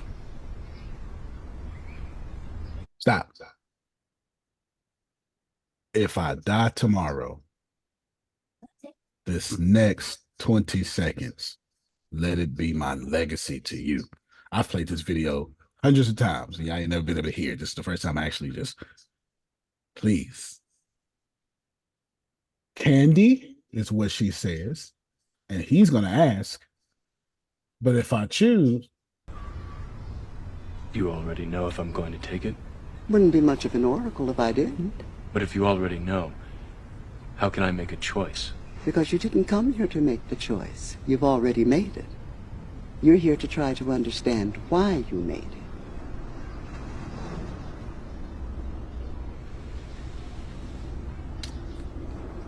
I thought you would have figured that out by now, is what God tells y'all every single day. I thought you'd have figured that out by now. He is the God of the Matrix. Now, true to actual religion, there's a masculine God and a feminine God. Every other religion besides Christianity has such a thing. Why are you here? Same reason. All right. The rest of this, it matters, but not for my conversation. You didn't come here to make a choice, Jerome. You came here to understand why you made those choices. My goodness. Think about that idea. Leave Okay, me go ahead, alone. Phil. Leave me the hell alone. That's about right. Everybody should be saying that. Phil, then I'm going to answer Kid's question in chat, and then I'm going to really mess your head up. Doesn't this kind of fall under the concept of the movie that we watched, Defending Your Life? Every single thing about it, Phil. The only reason why we're here, there's only one reason. Remember what it was? It was to understand why we did the stuff we did. Yeah. Yep. That was the movie. That was the only reason. How do you deal with fear? How do we deal with fear? That's the only reason why we're here. But for this particular time, at this particular on the plane, how do we do? If we know how to deal, if we learn how to deal with fear, we get to go on and learn something else. If not, we got to keep coming back to this incarnation until we learn how to deal with fear. And fear is called sin in some of y'all language, or reap what you sow in some of y'all language, or karma in some of y'all language. It's the same doggone thing. Phil just described your Bible. Your Quran. You're going to keep coming back until you understand how to ascend past it. And most of y'all beliefs and answers have nothing to do with ascension. You're literally trying to stick. When you hold on to your belief, you're not trying to sin. You're saying, I'll be damned. This is how it is on this level. And I'm not going to go to no level because I believe in this level. Point number one. Oh, no. Ken asks, so it seems like it's being aware of free will or determinism. So if you don't know they exist, then you are vulnerable to the universe. And the answer is yes. And that is point number. That is point number 1, 2, 3, 4. But I'll give it to you now. Deliberate creation. But we're gonna come back to it real quick. Number 1, you can have all the free will you want, Antonio, but you're not the only seed sower on this planet. And that right there is the premise of week 1. No. When I had points, and I finally got to give you the points, I made sure that point was first. I don't give a damn what Aiden could say. I'm gonna do it. But every time Aiden live and breathe, I want to go to NBA. He's not the only seed sower. Every coach, every assistant, whoever cleans the court, You're not the only seed sower. So if you're not the only seed sower, this means there's 8 billion other seed sowers. And then by the time you leave, you would have met thousands of them that impacted your life, hundreds of thousands of them that impacted your life that you know nothing about. And you would have karmically, about 32 to 34 of them, been with very important times of your life. That's way more seeds than you control. If you have 1,000,000 seeds and everybody else I just named has 1,000,000 seeds, there's much more seeds out there determining your reality than the seeds you have possession.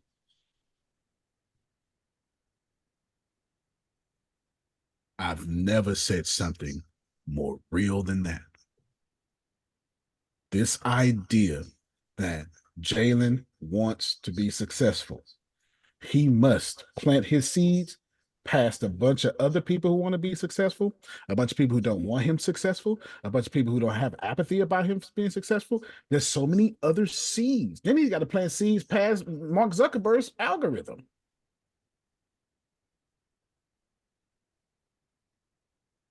I got free will. My TikTok is growing. Yeah, but Biden just said F your TikTok.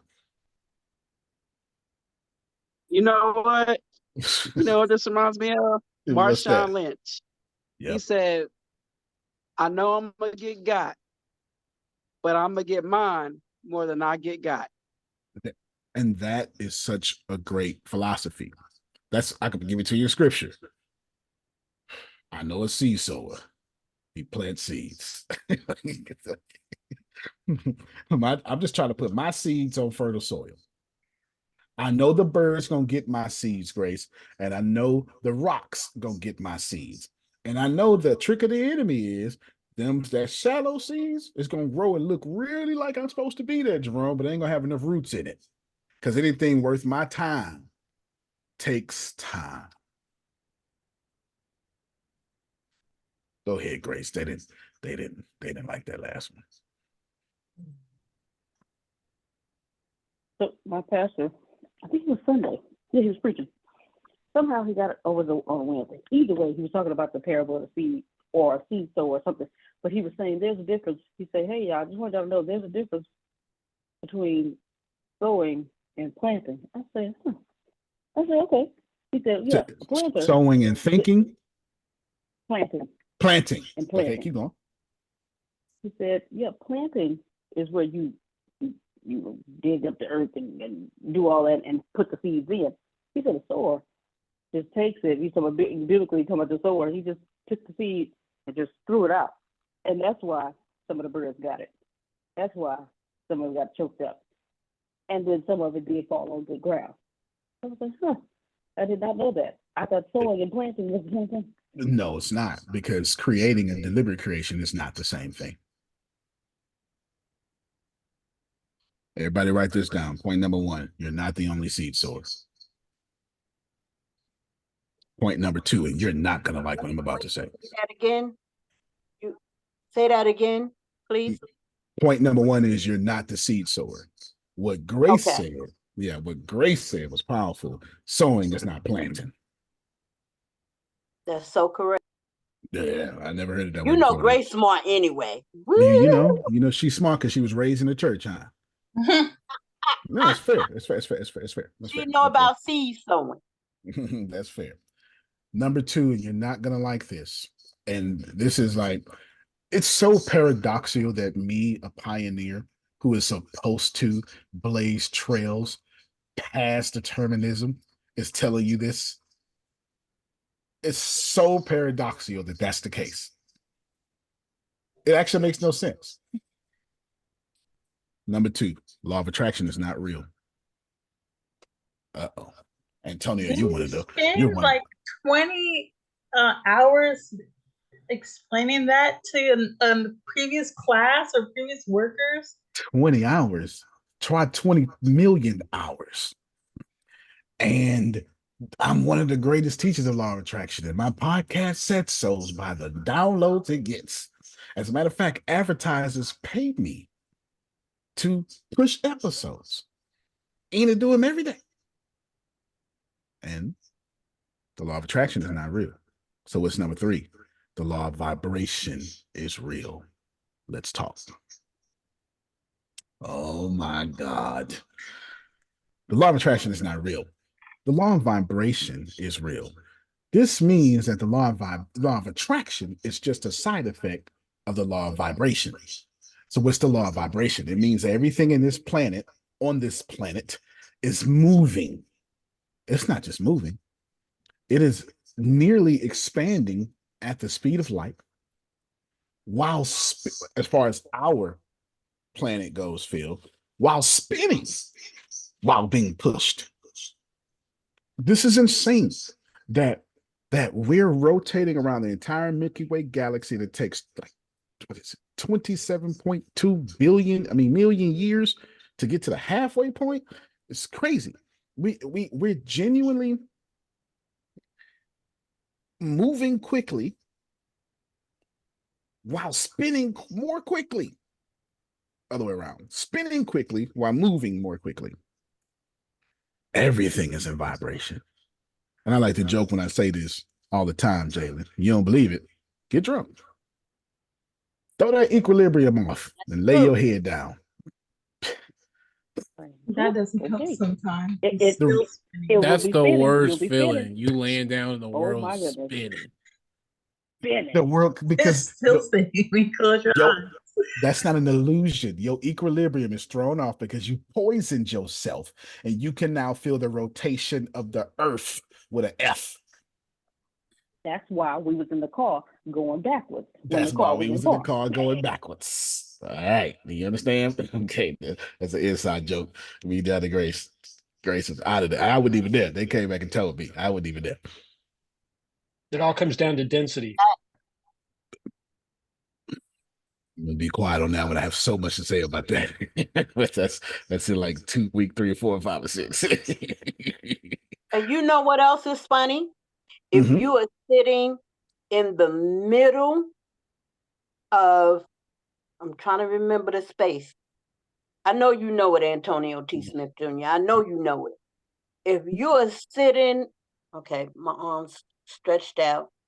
If you are sitting in a space in the middle of a space that is like, is it 7 feet across?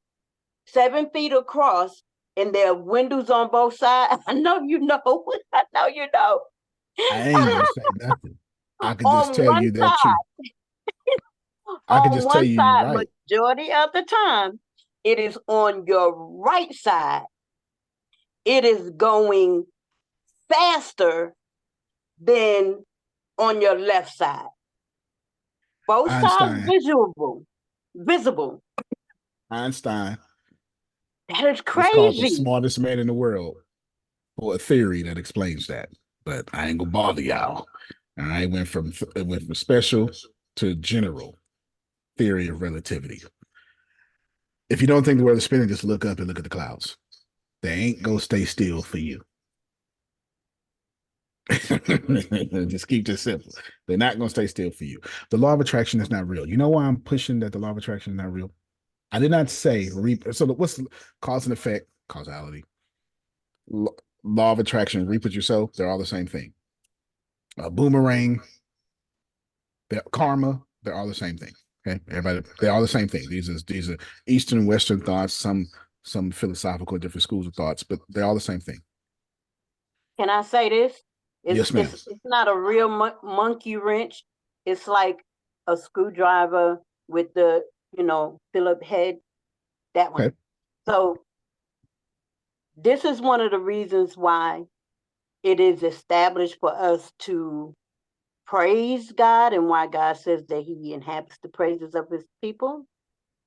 Because there is a vibration that is caused, that is going faster and longer and further than the speed of light. I would say that's I would say that's fair with the fact that there's a time delay on your blessings. So I would say that Yeah. you're kind of you're But proving that. there's a reason. You see what I'm saying? But I Of know you course. know. That's Well, all I right. mean, Because I'm if here. I'm if I here, got mad at Antonio T. Phil, Smith Jr., and I that's know fair. who you are. That's all that matters to me. You heard me. I And mean, I'm thank going God to for do what I said I'm going to do. that's Because fair. he going That's to do fair. what he said he going to do in my life. That's completely Because fair. I'm here. The time delay is a blessing because if I get mad at Phil, I'd be like, I'm gonna kill Phil. But then he would be dead. He would be dead. I wish Phil was dead. He'd be dead in 2 seconds if there was no time delay. No, this is what y'all do. Every time y'all get angry, this is what y'all do, right? I mean, I wish she was dead. If there wasn't no time delay, we have a whole lot of dead people in our lives every time we got mad and emotion overrode our logic. Thank God for the time delay where we can switch our vibration and these folks can And stay guess how alive. messed up I would be had I not learned that unforgiveness was still living in me That's absolutely. for the death of my father. And you know what I mean? No doubt. The law of vibration is the only thing that's real. From that, you get the side effect law of attraction.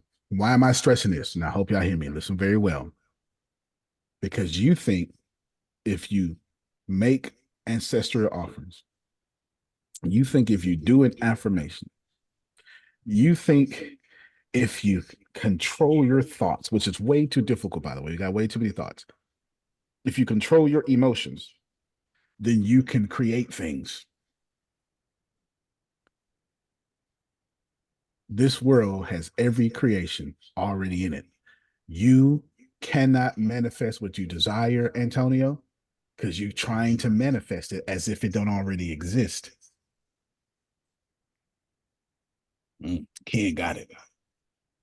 More accurately, Sir Antonio, is all you got to do is vibrate at whatever you desire, because that's the law of vibration. If you just match what's already vibrating, then the kingdom of heaven will come to you. Your problem is you're trying to create something that's already been created. Your energy is so much in, I need to create things, instead of there's something, determinism, God, that's already created those things. And if you be still and know that I am God, I wish I had somebody right there. Antonio. Yes, sir. You, then Deanna. And then Comes Grace. down to they went to the wise man and they said, how do I manifest things? And the wise man said, well, there's many ways to manifest things. Let me give you 2 ways. Number one, let's use an example of strawberry ice cream.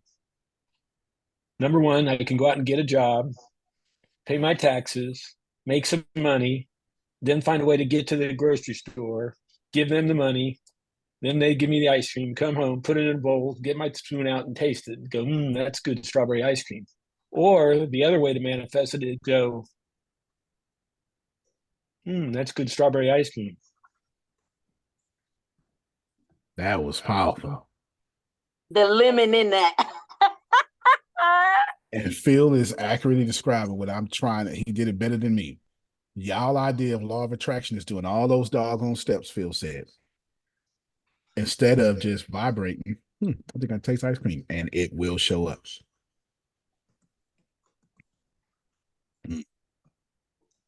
Go ahead, Deanna, then Grace. Okay, first off, This is the most important 8 weeks of y'all life. I promise you it is. what Mr. Phil just described happened to me with a patty melt from Whataburger, for those down here in Texas, those of you who don't know. This was a while ago, but I was in the car with Grace and I was like, man, a patty melt sure tastes good. I'm gonna give me a patty melt tonight. And I vibrated at it, and it just so happened that night I got me a patty melt from Whataburger, and it was so good, so good. But back on that was on subject, but Just know that the universe has no corresponding feelings about a patty melt of $347 billion.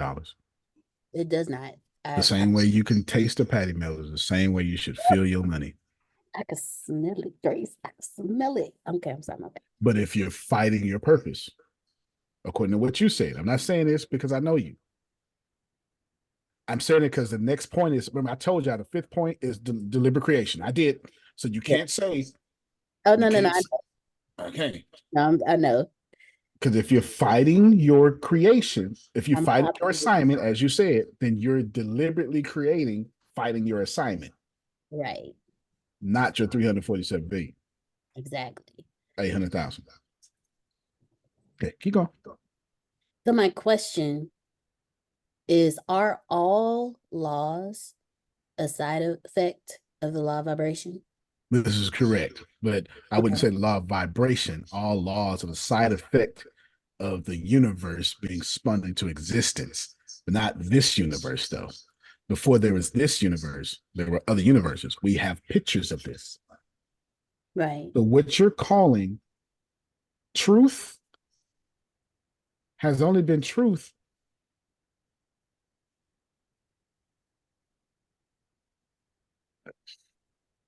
so there's a thing that Neil Tyson deGrasse does that mankind has been on this planet for, if it was in the calendar, will be December 31st at 11:59 p.m. We've been on this planet for less than a minute. So what you're calling truth is something that's less than a minute old. And that's like mankind. That's not even your little funky life. Because that's a nanosecond. And here's what we do. We get pissed off, don't we? And the only thing that becomes true is that little fraction of a nanosecond. And we tell our dreams, didn't like you anyway. I'm just not willing to do that. That's why I don't let nobody rush me. It's why I barely get off kilter, because I'm always focused. I'm always focused. And I say, all right, well, Aiden go practice today. Grace gonna do this today. Got to do it, because the last point is law of allowing, and you're not gonna like how I end this call. You're not. You're just not, because there's this idea that you have to create things. We're going back to it. Go ahead, Grace. All right. And I'm almost done. We should be out right about time. Okay. I'm going back to what Mr. Fields just said, and then what Deanna just said about her patty melt and the strawberry ice cream. Okay. And just as long as you remember, I said ain't no difference between no patty melt and 347 billion. That's what I said. Yes. Yes. And you say that every day in church. God could do anything, right? Right. All right. Yeah, keep going. Okay. Let me tell you something. I'm cracking this code tonight. Okay. Okay. I ain't mad at you. I ain't mad at you. That was an appropriate response. Not leaving me behind. No more. No more. Okay. If you got money problems, it's because it's the only thing you know. Because determinism is setting forth for you money problems, and you won't get out of it. Keep going down. I mean, Grace. Man, nah. I ain't saying that this whole time. Spin that block, bro. What? Spin that block. What? If you have money problems, first off, you're not even allowed to have money problems because money don't exist. And then what you call money problems is what someone else determined what money problems are, because you're richer than the people you worship in your sacred text. And you're richer than your mother has ever been, and your grandmother has ever been. And you got smart computers that were science fiction when Phil was growing up. Science fiction. You hear me? Science fiction when Phil was growing up. So there's no reason to have money problems. But since you're stuck in this determinism, cause, effect, he told me to spin the block. You have money problem because you looked at the cause, and now you're in the effect again. And the effect is pissing you off. So then, as an effect, you create the cause again. And then you look at the cause and you go, something's got to change. Antonio's taking too long. And then you go, effect. I don't like the way I feel. And then you go, cause. And you stay stuck like this because you're in determinism. Never choosing what Napoleon Hill would say. Shut up. A different. Shut up. That's about right. That's about right, Jerome. Napoleon Hill would say, this is poverty's determinism. Your auto suggestion is keeping you here, but there's a road to riches that has another determinism, is what Napoleon Hill would say. And Napoleon Hill would say there's two sets of determinisms, and there's 6 reasons why you keep staying with your money problems: fear of poverty, fear of loss of love, fear of criticism, fear of ill health. I remember the other 2 days. I'm going from memory, but can y'all see? No. Napoleon Hill, who wrote his book in the Great Depression, and this man told poor people in a poor world, you can be wealthy. His book should have never sold, but you're stuck on determinism. If you have money problems, that's because you're on the road to poverty, going cause and effect, cause and effect, cause and effect. When, according to Sandra, you can make a choice and go cause and effect in prosperity. But here's what will be the truth, Grace, but coming back to you, here's what will be the truth. It still won't be free will. You're going to choose one determinism to another determinism, which leads me now to deliberate creation. You got to be in determinism whether you want to or not. Are you going to be in determinism that serves you? How do we get in determinism that serves us? Exactly. Same thing, but you said it more painfully. you said it with knives on the end. This is why Jalen Wise asked me to spin the block. Okay, go ahead, Grace. Finish. We're not gonna go over too much because I only got one more point left. Just say what's in it. Here's the deal. If Grace can't remember, it's determinism. Now, she can't remember because she was actively listening, or she can't remember because her self-esteem and her state says, well, he talked over me, and therefore, and either way, that's on her. If she can't remember because she actively listened, that's the road to prosperity. If she can't remember because she got something going on, you get what I'm saying? If she can't remember because something she got going on, that's the road to poverty. Choose ye this day which one it's going to be. You get it? All right, go ahead, Grace. I wanted a $10,000 database. Okay. Go ahead. We can hear you now. I think it's raining real hard. My internet might cut off, but keep going. Okay. I told myself, and I told God, I said, you know what? I'm grateful for this $10,000 database. Good. And I'm just happy throughout the day. But as I was sitting there, I was like, what I do? Did you get it? What do you do? Yeah. Yes, you did. That's the difference between me and you. The difference between me and you is I don't need to see it to get it. You do. And since you do, that's determinism. Oh my gosh. Because you should. It really is messing with my mind, bro. Because if you don't see it, I said 8 weeks from now, everybody gonna go, what the hell we learned? I said that.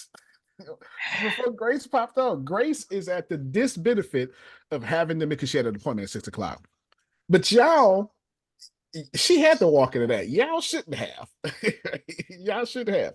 Grace, you did get the 10,000. Should you believe? You did get it. You did get it. You did get it. It doesn't look the way but you got it. And your job is to know you got it. If the lights flicker or something, y'all, the class is over. Who was calling? I just want you to know that you got it. You got it because determinism says this world was spun into existence before you got here. And you don't need to see it to get it. It's already here. Just because in your brain, in Grace's set of beliefs, I don't have something if it's not in my hand. Did Grace believe that as a child? Absolutely not. Did Grace? I'm gonna show y'all. Have you breathed oxygen 2 years from now? No, because you're here. Right. Yeah. But you're gonna breathe, aren't you? Yeah. And you expect to do so, don't you? Yeah. Expect your $10,000 that same way. Y'all missed it. Not expected 2 years from now. She needs to have the same faith. What's faith? She has faith so much that she has zero resistance in believing she gonna be alive 2 years from now and breathing. She didn't say, but I'm gonna have COVID. She didn't say I'm gonna get shot and lose my lungs. She didn't do none of that stuff. But if I say, Grace, you're gonna be rich in 2 years, she's gonna say, well, hold on. Here's all this is not gonna work. Here's how this is not gonna work. Y'all missed it again.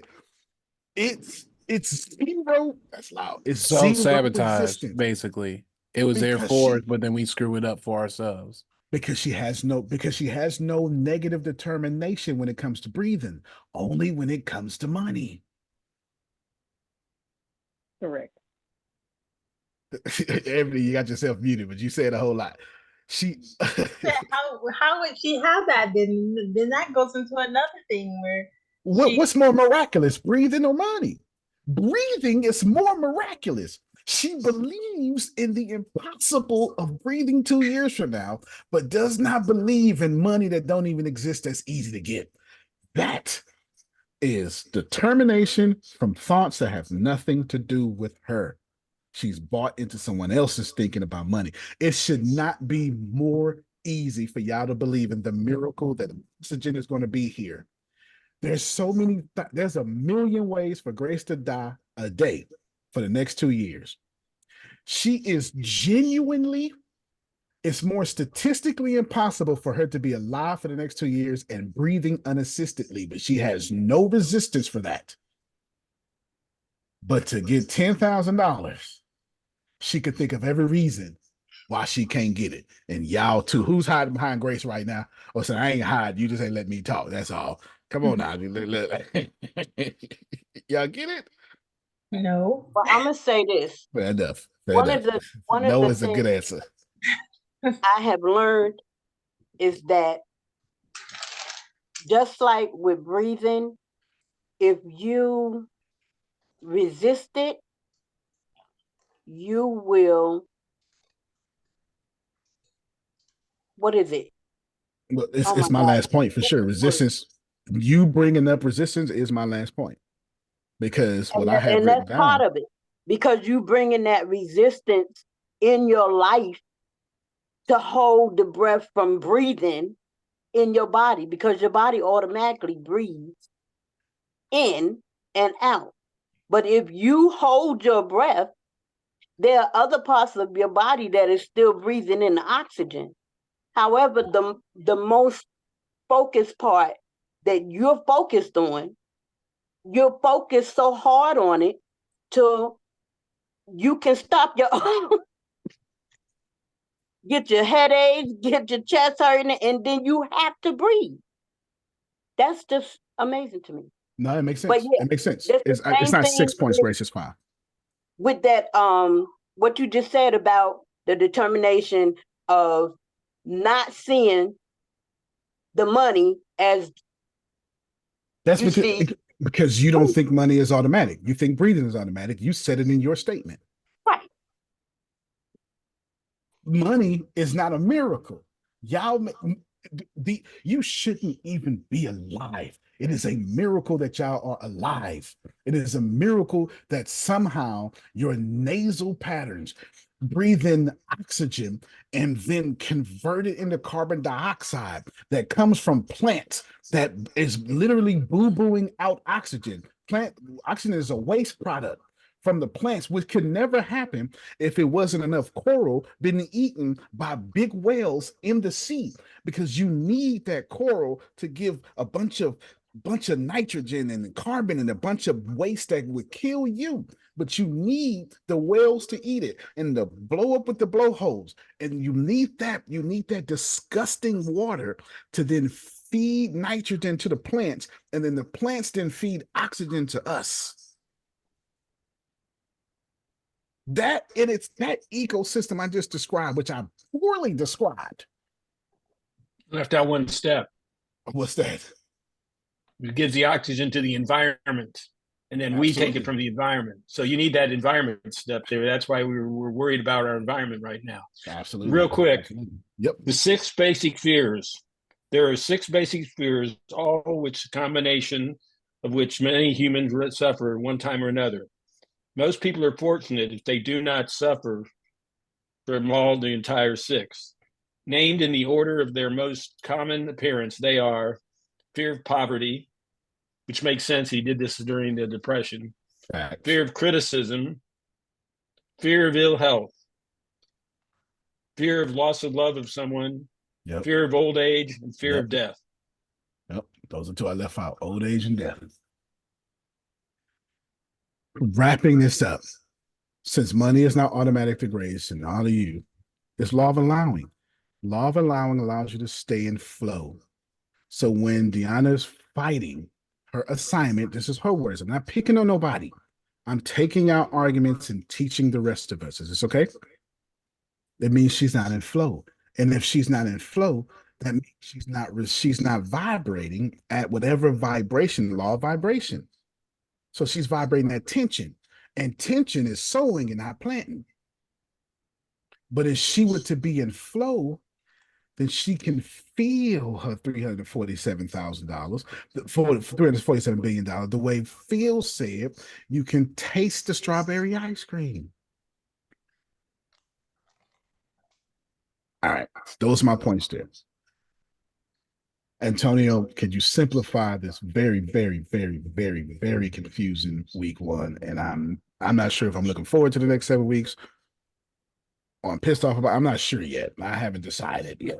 I haven't used my free will. You say I don't have to decide if I've got it. I am no, but I free willy cuss you out, or I'm determining cuss you out, cause and effect. I don't know.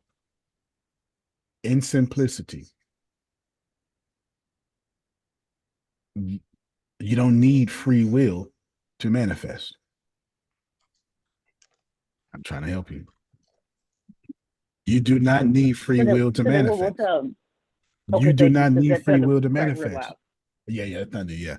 You do not, Jerome, you do not need free will to manifest. Free will is not a part of manifestation. It has never in the history of this universe, forget mankind, free will has never in the history of this universe been a part of manifestation. Jesus said, look at that grass.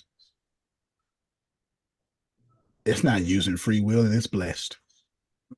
Look at those birds. Not using free will, they blessed. To and fro they go. And the great determiner of determination, of determinism, feeds these birds, feeds this grass. Look at them beautiful flowers in their array. How much more do you think the Father loves you with all your little stupid free will separated from the Father? How much more do you think? Every great teacher, this free will has nothing to do with your manifestation. But guess what? You get pissed off with your free will that you think you're using. And the truth is, it's all in your programming. Free will has nothing to do with if you're going to get your $10,000 tomorrow, Grace. It is to know that $10,000 is not worthy of you. $10,000 is the least you'll ever get again. Not because you deserve it, because you're human, because you were born to get it.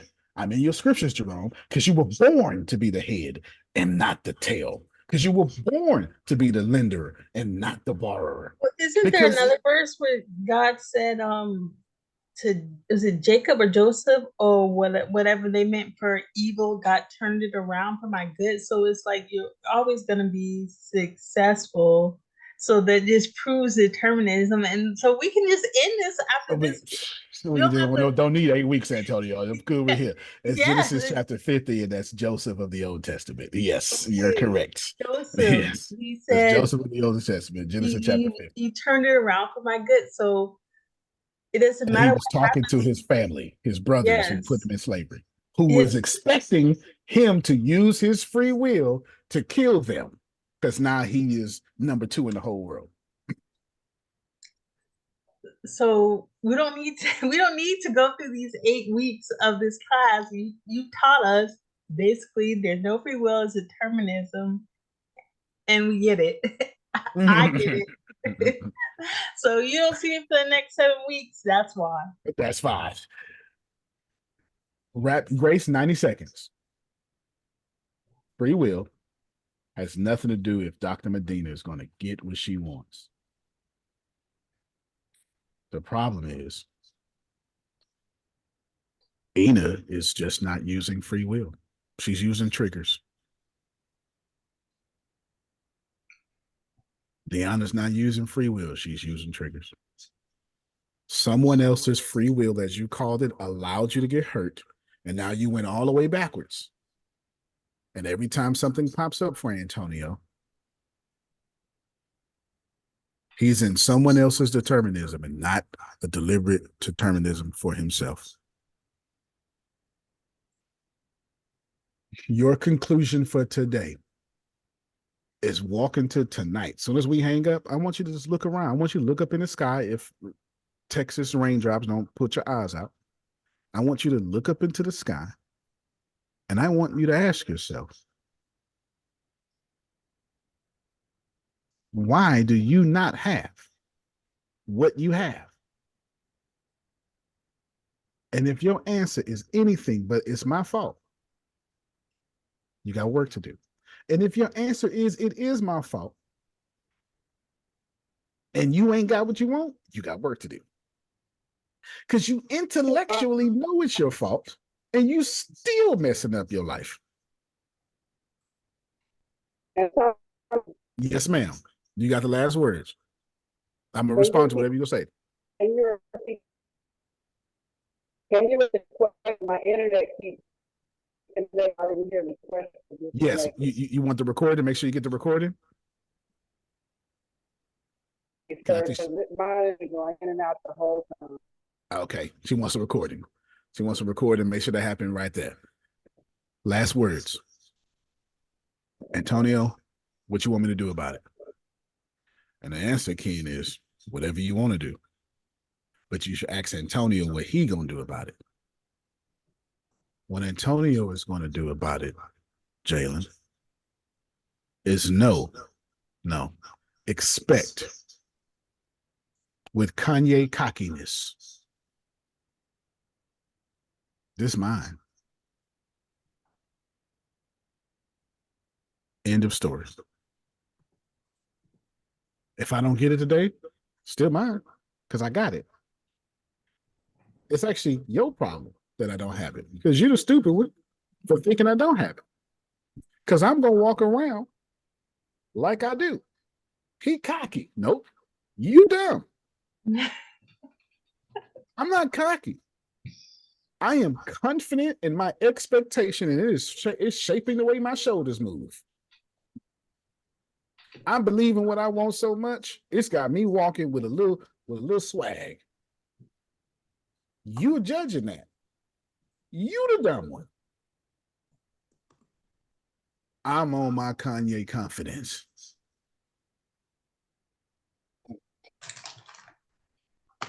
You can't plan better. You can dominate. Thank you, everybody, for that's it. That's it, Deanna. Thank you, everybody, for enduring such a Get off my page. class. Get off That's my it. page. You're right, man. You're right. You're right. Very unpleasurable. But if you don't have the house you want, it's because you don't think you deserve the house you want. What? Love you, everybody. I know that's next Love week. you more.